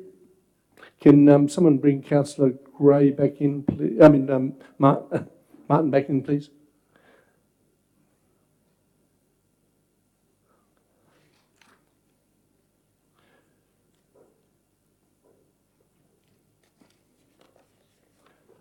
Right, item 10.2. I would like to ask the CEO to talk about this motion before we put it, please. Mr. CEO. Thank you, Mr. Mayor. Just before I hand over to the group leader, Lindsay Woodland, this is an important initiative. Council's had a workshop with the Chief New South Wales Planner and talked about mega trends, and one of those being ready for electric vehicles. So, and it's all part of our smart city. So I'll hand over to Lindsay Woodland to introduce this paper. Thank you, Mr. CEO. Thank you, Mr. Mayor, for the opportunity. ARC, along with our regional council, along with other regional councils in New South Wales, have been invited by the Transport for New South Wales to participate in regional trials of automated vehicles. When we talk about automated vehicles in the attachments, I think we put some nice images of what we're talking about. They're shuttle vehicles, electric, fully automated, although I must underpin that through the trial period, which is proposed to be 2 years, they will have controllers, so they'll have people controlling the vehicle on board. There's no steering wheel though in the automated vehicle, but there's an emergency button, stop, start, etc. So the opportunity, I think, for Armidale Regional Council is quite significant. It means that if we're successful in the full application process, we get to participate, we get to be at the forefront of this technology. We're planning to, and we've already started commencing discussions with key stakeholders such as Edwards, UNE, for instance, who have problems around their campus transporting people, also are very keen to participate with us in this trial. Edwards are very keen to be at the forefront of the technology. They want to get the feedback from the trial. So this is not about competing with existing services in town. It's not about competing with any particular providers. It's about augmenting existing services and trialling the latest technology.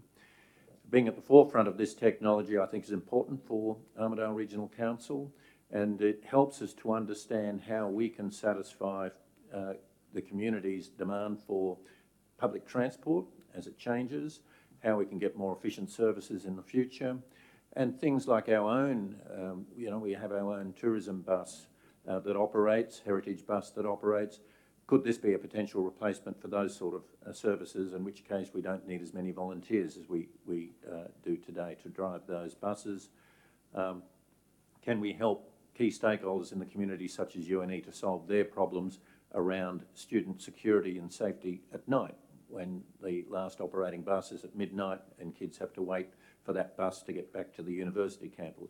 There's a whole series of problems, real community problems that we could solve with this technology.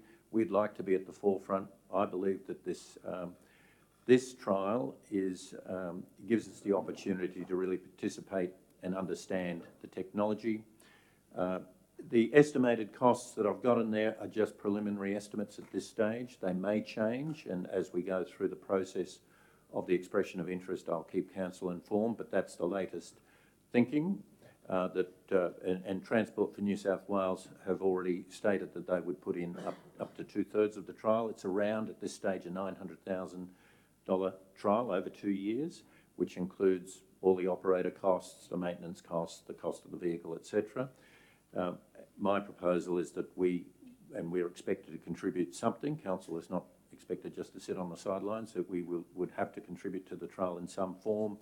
My view is that we contribute to the cost of the vehicle to the tune of $100,000, but at the end of the trial that we secure that vehicle and at that cost. And that means we've got an asset, and we could either replace our existing tourism vehicle with that asset or do something else with that shuttle. So that's really the background. Thank you, Mr. Mayor. Thank you, Mr. Woodland. Is there any questions that council would like to direct to Mr. Woodland? If not, sorry. Councillor O'Connor. I guess the only question I have is, on what basis are we committing to that residual 100,000? Do we know the valuation? Have we got some basis for knowing that that's a good deal or not? Yes, the retail cost of the vehicle is $360,000, brand new. So over a 2-year period, I would have thought that that's a very good deal. That you get that. Now, it's new technology, so new technology may depreciate faster, but I think that's a reasonably safe number. However, in saying that, there may be, there would still be some sort of contribution, whether it's the maintenance of vehicles or in-kind type contribution, providing operators that council would have to make to participate in the trial. So my view was it's better to contribute to the asset itself and have an asset at the end rather than the in-kind services. But those details we're still working through with the other stakeholders there as well. So these are preliminary thinking. Okay, can I ask for a mover and a second, please, for this motion? Councillor O'Connor, Councillor Martin. Councillor O'Connor? Oh, I don't think I need to say anything other than that I think this is a very important or it's potentially a very, if we are successful in the application, it's one thing we can do to actually rebuild Armidale Region's image as an innovative and smart city. Thank you, Councillor O'Connor. Anyone wish to speak against the motion? In that case, I'll put the motion to vote. Those in favour? Those against? Carried. Item 10.3 is also in your supplementary papers. It's a two-part with a second part in 2 and 3 stages. So it's up there on the screen for you. I would like to ask the CEO to provide some information on this. Mr. CEO. Thank you, Mr. Mayor. As the Mayor indicated at the start of the meeting, we've recently just completed community consultation. So this paper presents those results back to councillors and suggests a way forward in terms of ongoing consultation and the governance structure around that. Any questions before we put the motion? Councillor O'Connor. Because of the importance of this, I'd rather change regular intervals to each council meeting, just so that we are actually, it's not a regular item on the agenda. I don't know. It's just a suggestion.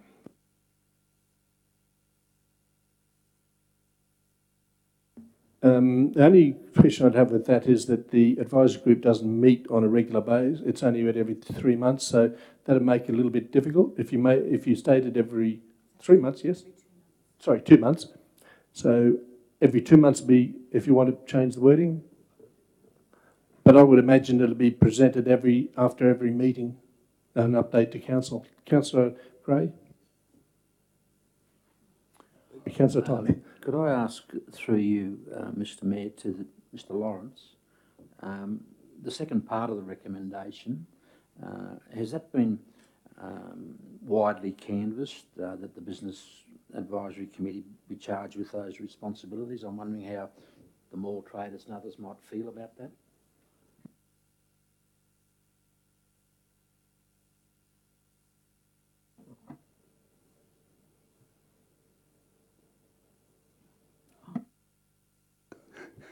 Thank you, Mr. Tiley, or Dr. Tiley. The Business Advisory Group has been, or the executive have been widely canvassed, so we feel that it's the appropriate body to report back and also to keep carriage of that of the mall redevelopment. The question relates to the very substantial submission we received the other day from the group that have been operating down in the mall. All of that data fed into the attachment that we've got today. Is that true? Or is that still to happen? Thank you. A very good question. The idea behind this whole process is to take all the information we received, for and against, petitions, signed, whatever, and give that to the Business Advisory Committee. They can then form a subcommittee, go away, analyse all that, and then report back to us, taking on board all the information that we've been received. I think it's a good positive move on this to get the community involved in the outcome. So are there any other questions before I ask for move and second it? Nope. All right, ask for someone to move that motion. Councillor Gray, Councillor Robinson. Councillor Gray? No, I'll just reserve my right of reply at this point. Is there anyone speaking against the motion? I'm not speaking against the motion, but I would like councillors to know that I and another councillor were approached by people in the mall. They were a mixture of shop owners and business people, and I do understand from what they said to me that they wanted a broader role than what is described in this motion. I did take steps to have that become part of today's agenda. However, that was not successful. So I'm going to support this motion because it's better than nothing, but I would like to note that I will be sort of watching this with great respect to Councillor Gray to make sure that I'm sure she will do a great job as the chair of that group in ensuring that all the stakeholders, whether or not they're on the reference group, will be welcomed to having input into the final design concept. Thank you. Councillor Gillespie. I just want to comment on, it was actually Ed from Savages that had spoken to me a couple of times while I'd been in there getting my odd good shirt and whatever. But I went and had a natter with him this morning and explained it to him. He said it was, he seemed to be very satisfactory with it. I think it's satisfactory. I don't think we need a big committee to be continue on to be part of a committee which is the centre of town. I think we just get them all out of the way first, and then we take on other subsidiary sort of committees, if that's the word for it, afterwards. But I think you'll find that Ed was very happy with the proposal that I put to him, which was coming up today. Thank you. Anyone to speak against the motion? Okay, in that case, I'll put the motion to the vote. Those in favour? Those against, unanimous. Thank you. What are we on to now? Stronger communities. Item 11.1. I would ask, before we put this to as a motion, the CEO to comment, please. Thank you, Mr. Mayor. Councillor Tiley raised at the last council meeting in December the opportunity to, what was the opportunity for the 440k? Council officers have gone away and looked into that, both in terms of the options and in terms of the governance around that matter. And I asked Group Leader Mr. Piakoski to talk to this. Yep. The report is a consequence of a request that Councillor Tarley put forward in the Tenga meeting to examine what we could do with the 440,000 that had been quarantined. As a consequence of additional funding, we're able to reallocate that money. The report covers a little bit of background in terms of why the recommendation is suggesting that we put it to the Rockwell Road, as that was the original intention of the panel at the time. To do otherwise would require us to run through a particular process of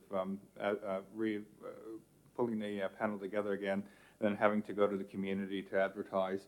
From our perspective, from the office's perspective, holding to the intent of the Minister's request, which is to put the money to Rockwell Road, is what we're recommending, because it aligns with the original sort of recommendations through that particular panel. There are other options if Council elects to move through the governance process.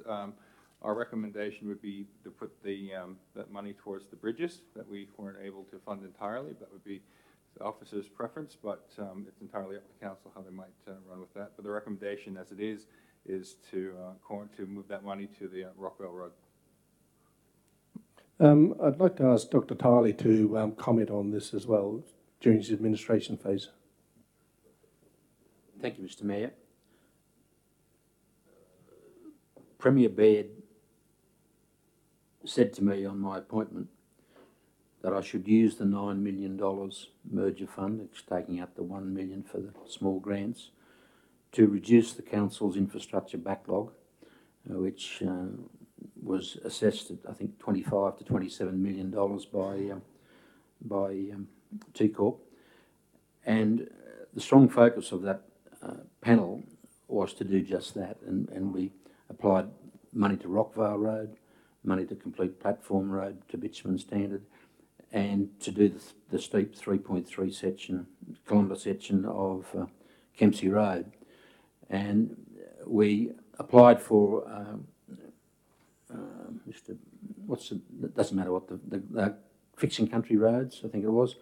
The estimate of cost of Kempsey was 880,000, and we said, well, we'll quarantine 440,000 of the merger funding in case we don't get the grant. We got the grant, but clearly the intent, as I said, was to reduce the infrastructure backlog. Rockvale Road was seen by the panel, and rightly so, as a vital alternative road to the coast, and the panel back then in May of 2017 said any savings that we make anywhere should go to Rockvale Road. And I got rolled just by the by. I tried to get 150,000 of that to put internal petitions in the RAM, and got soundly done. So the intention was clear, as the report well articulates. To do anything other than Rockvale Road puts us through considerable hoops in relation to governance, and I think that would be counterproductive. So I'm willing to move the motion if you like. Thank you.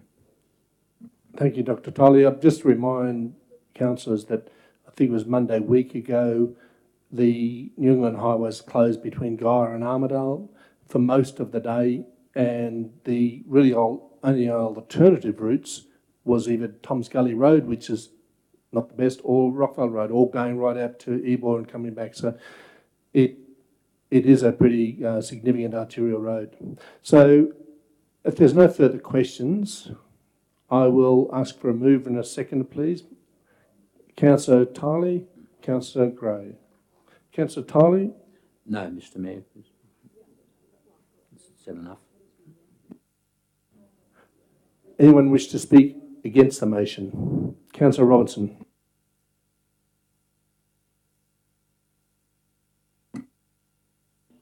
I wish to speak against the motion because the funding situation has changed so dramatically over the past 12 months or 8 months since the recommendations were made by the panel. And so I would like, if I can get a seconder, to actually suggest an amendment that Council seeks the permission of the Stronger Communities panel to use the quarantine funds for projects that, consistent with the guidelines outlined for the fund on the New South Wales Government's website, best serve the current needs and interests of our community, given the major changes in funding and opportunities made available since the last meeting of the panel. Could I, Councillor Robinson, you turn your mic off, please. Councillor Tiley, can you? The panel no longer exists. It ceased to operate a year ago. That's why it's here. Councillor Robinson, do you want to move that amendment?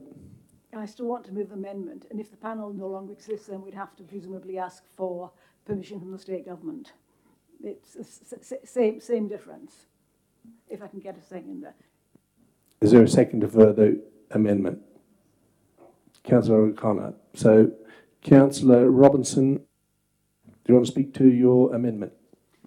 Yeah, well, our job as councillors is to best serve the needs of this community.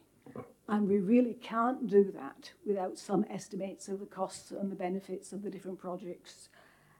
And just using the money as previously suggested compared to, say, other possible uses.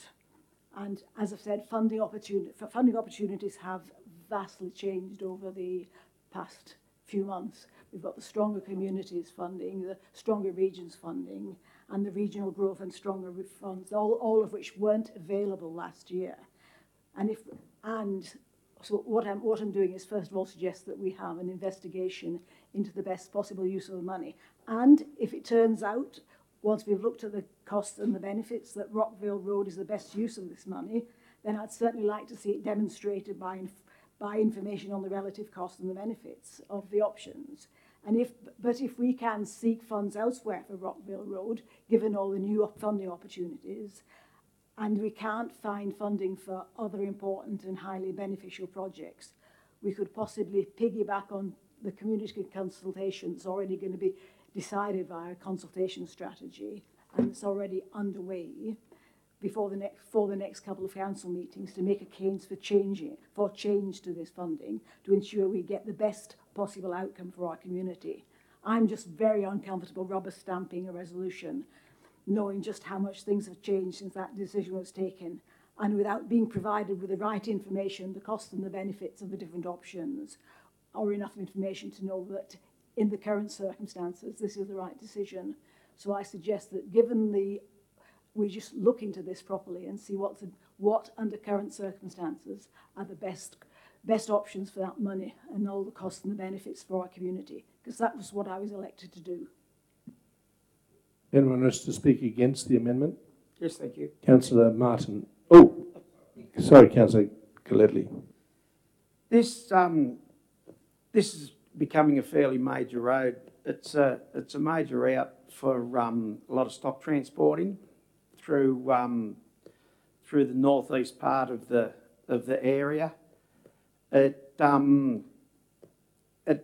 has been wanting to be done for a long time to seal all that road. I just can't see why there would be any reason, anything more important than getting that road actually sealed, so that there's a lot of people, and I think we know one person alone that travels it a fair bit, but we won't be going down that path at this particular moment. Thank you. A person wishes to speak for the motion. Again, Councillor Withers.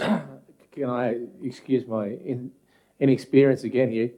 I don't know whether I'm speaking for the motion, but just in regards to how the motion is written, what exactly constitutes an upgrade? Is it like, will it be that the road just gets levelled out like other dirt roads in the area, or will it actually be sealed? I assume, from what I understand, sealing as much as possible. In other words, straightening and sealing as much as possible. But we're discussing the amendment to the motion. So, does anyone wish to speak for the amendment? If not, I'll put that to the. Sorry, yes, you have a right to reply. Sorry, Councillor Robinson. Yeah, well, as I've said, I'm not. Amendment, do you? You only have a right to reply on the substantive motion.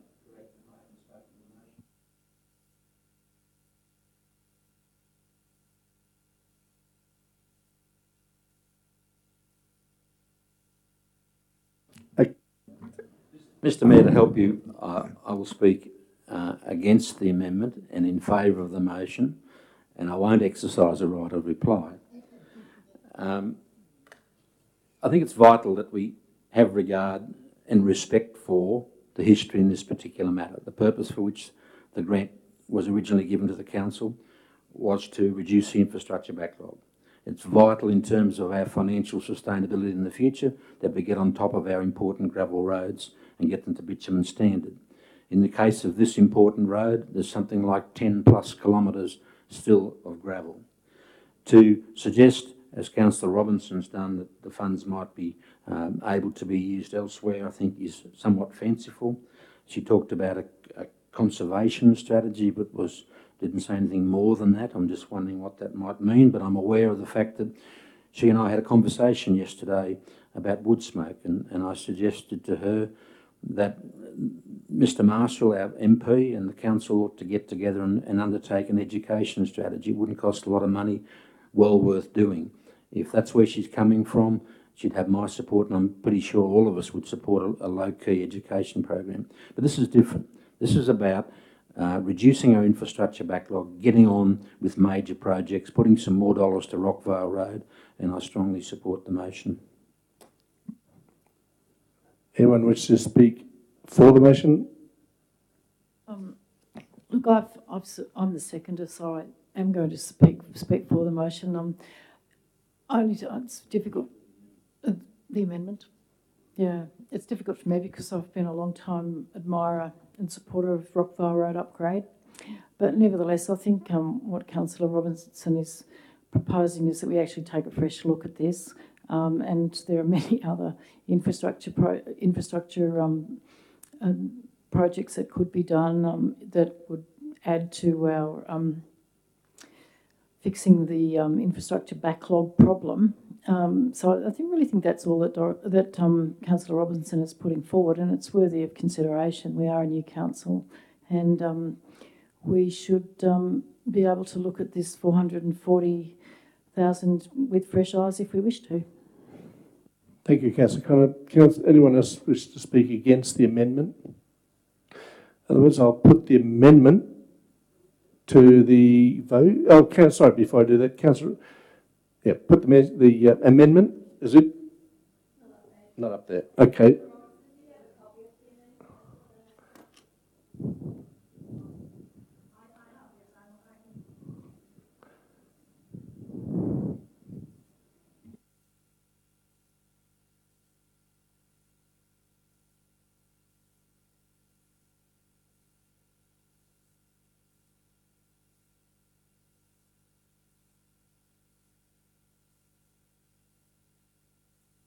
Now, is all the councillors clear on what the amendment was, so rather than waiting for it to be typed in? Everyone's clear? Okay, I'll put that to the vote. Those in favour of the amendment? Those against? The amendment has been not carried. We're back to the original motion. So, Dr. Tyler, you've already had a speak on it. Anyone else, any council wish to speak against the motion? If not, I'll put that motion as is. Those in favour? Those against? One. Carried.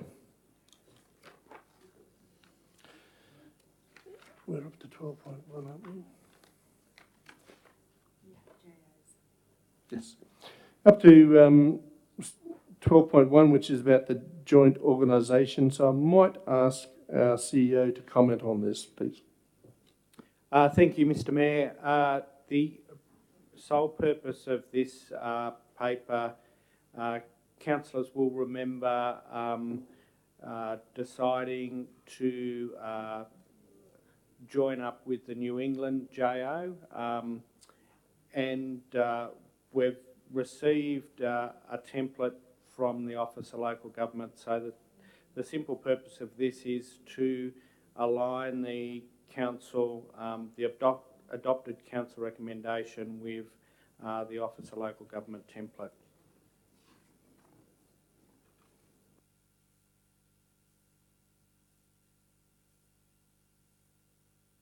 Any questions from the councillors? Councillor Gletley? I've had a look and maybe I just haven't been opening the right stuff. With the joint operation, has everyone that has been approached for it, are they agreeing to come with it there? This is only just one out of the blue, sorry. Through you, Mr. Mayor. Thank you for your question, Councillor Gletley. The joint organisations has been an active area for all councils in the New England Northwest area. At this stage, in terms of the New England area, we've got Armidale region, Inverell, Glen Innes, Tenterfield and Moree, and we're very pleased that Uralla recently adopted to go to the New England JO. Interestingly, the only council in the New England Northwest that hasn't made a decision yet is Narrabri. And I just asked Mr. Wilson to, I think they were meeting today, but it wasn't on their agenda.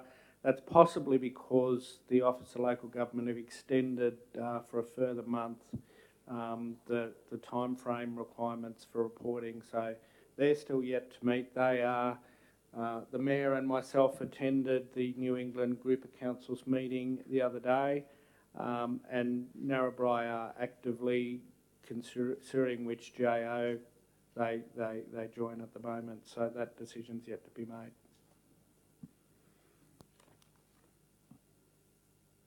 Oh, Councillor Tiley first.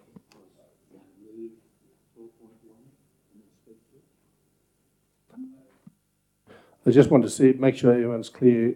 If there are any questions, just to finish. Well, I did have a question. Councillor O'Connor. I'll phrase a question instead. I just wanted to ask, I noticed from the report that there's 3.3 million seed funding, but some concern about the ongoing commitment of the New South Wales government to support the JOs in general and this one in particular. So I just wondered through you, Mr.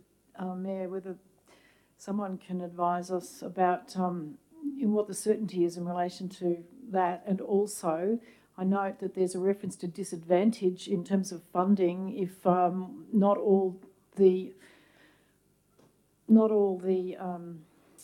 local government areas within the planning region decide to join, and we're actually in that case because we've got a negative decision with respect to Guida, which is a pretty large sort of corridor between us and Moree Plains.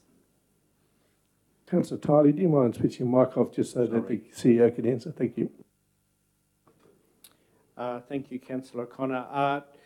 The level of funding for the new JOs is a matter of interest.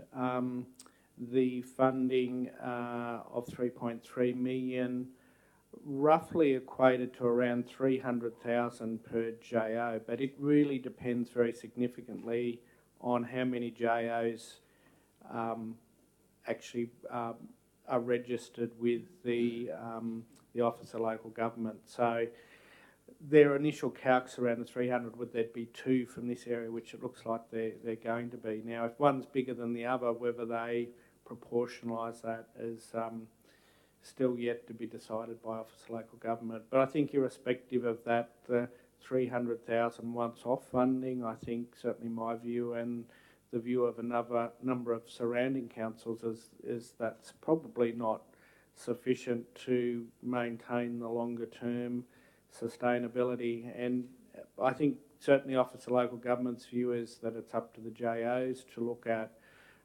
opportunities to raise funding through centralised procurement and some of those things, which a number of the but it is an issue, that sustainability. I think of interest in the debate in the New England Northwest area and why a number of councils have decided to go from Namoy to the New England is that the New England is proposing a lighter touch type approach to the joint organisation. And so by that, and certainly that significantly influenced, say, Moree, who would the resources of council and funding, the use of staff that they've experienced previously in the Namoy has been extensive, and that's why they've preferred to go to the New England.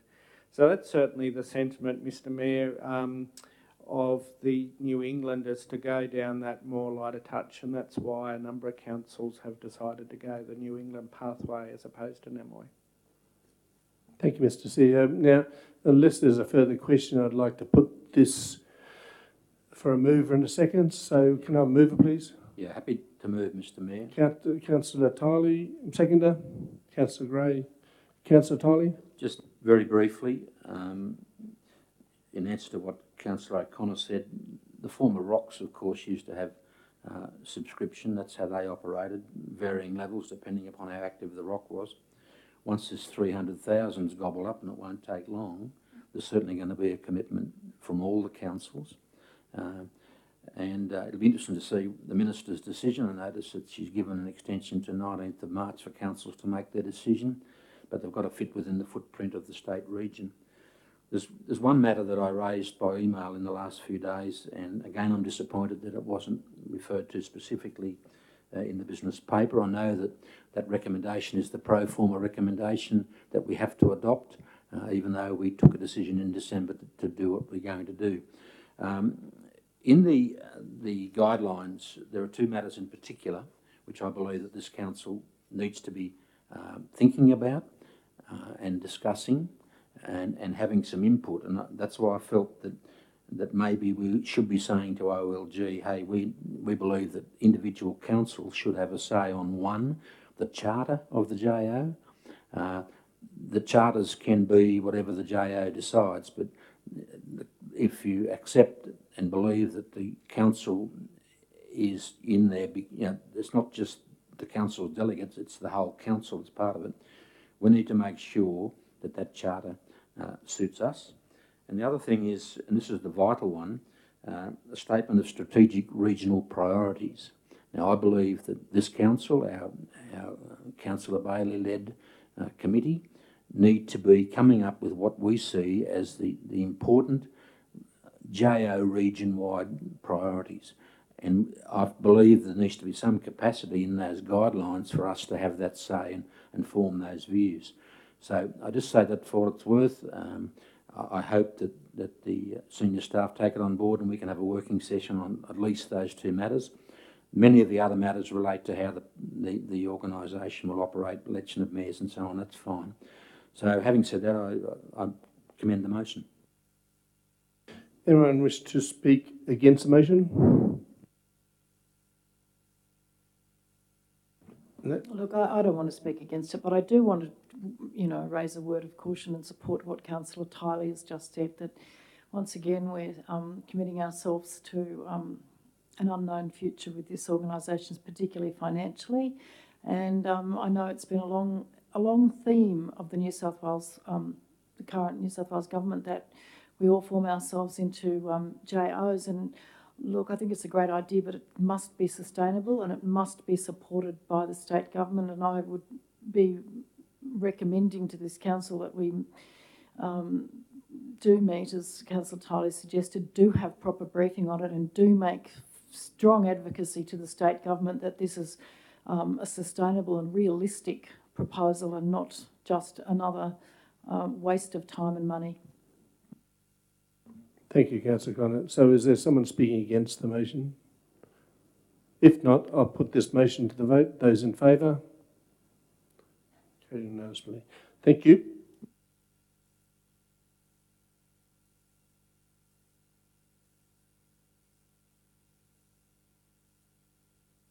So item 12.2, the adoption of the work, health and safety policy, which has basically been updated to reflect legislative changes and changes within the ARC organisation. So can I have a mover, please, and a seconder? Councillor Martin, Councillor Gray. Councillor Martin, no, anyone wish to speak against the motion? I've just noted a question. Councillor O'Connor? Matter for clarification, the way this is worded, it specifically or does not appear to include councillors or elected persons within the ambit of this policy. I'd just like some direction as to whether that's true or not. Mr. CEO, any comment? Thank you, Mr. Mayor. Certainly, my view is it should include the councillors. It's all staff, and councillors are part of the body, and I think safety and wellbeing is really important. Happy to, if it needs a bit of clarity, make that amendment. Thank you, Mr. CEO. Okay, no one speaking against. I'll put that motion. Those in favour? Those against? Carried. Item 12.3, council waive. The recommendation is that council waive the fees of $174 to St Peter's Anglican Cathedral for use of Armdale Central Park for the 2018 welcome party for international students. So can I have a mover, please? Councillor Robertson, Councillor O'Connor. Councillor Robertson. Just reserve my right of reply. Is there someone speaking against the motion? Then I'll put that motion to the vote. Those in favour? Unanimous. Thank you.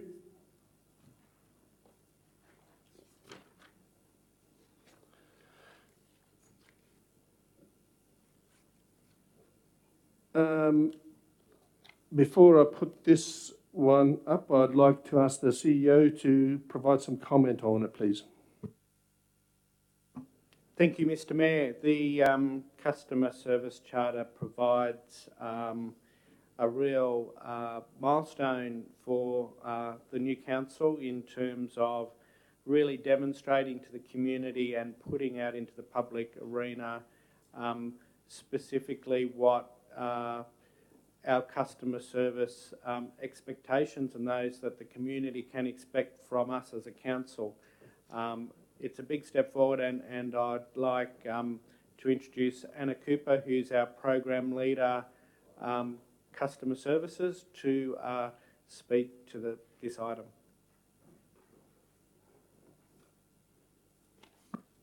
Good afternoon, everyone. Thank you for having me here today. As Peter said, this will be the first customer service charter for Armidale Regional Council. This charter supports our commitment to delivering outstanding customer service and is a priority for Armidale Regional Council. The charter is our commitment to putting the community and the customer at the front of mind in everything we do. Strong customer service needs to underpin our approaches, our forms, and our recruitment processes. It is written within every position description. Customer service plays a part in everything we do, and the Charter identifies that every person at Council has a responsibility for customer service. Engagement for the Charter has consisted of speaking with our frontline people, our program leaders, our service leaders, our executive leaders, and even yourselves as councillors through our December workshop. It is anticipated this Charter will be released to the community for feedback through Your Say and the Engagement Hub in early March. This Charter will assist us in setting a clear direction to improve customer service in the years to come, and will hopefully position our council as a best practice, customer-focused organisation. Happy to answer any questions. So are there any questions from councillors? No. Well, thank you very much for that presentation. So can I have a mover for that, please? Councillor Gilletley, Councillor Gray. Councillor Gilletley, any comments? No, not a thing for me, thanks. Any person wish to speak against the motion? Otherwise, put to the vote. Those in favour? Carried unanimously. Thank you. Excuse me, Mr Mayor, is it possible, we've been here for nearly 2.5 hours, that we might have a short break? Councillor O'Connor, I think that's a very good motion. I think a few people are going out. So how about we have a 10-minute? We come back at right on past. Thank you.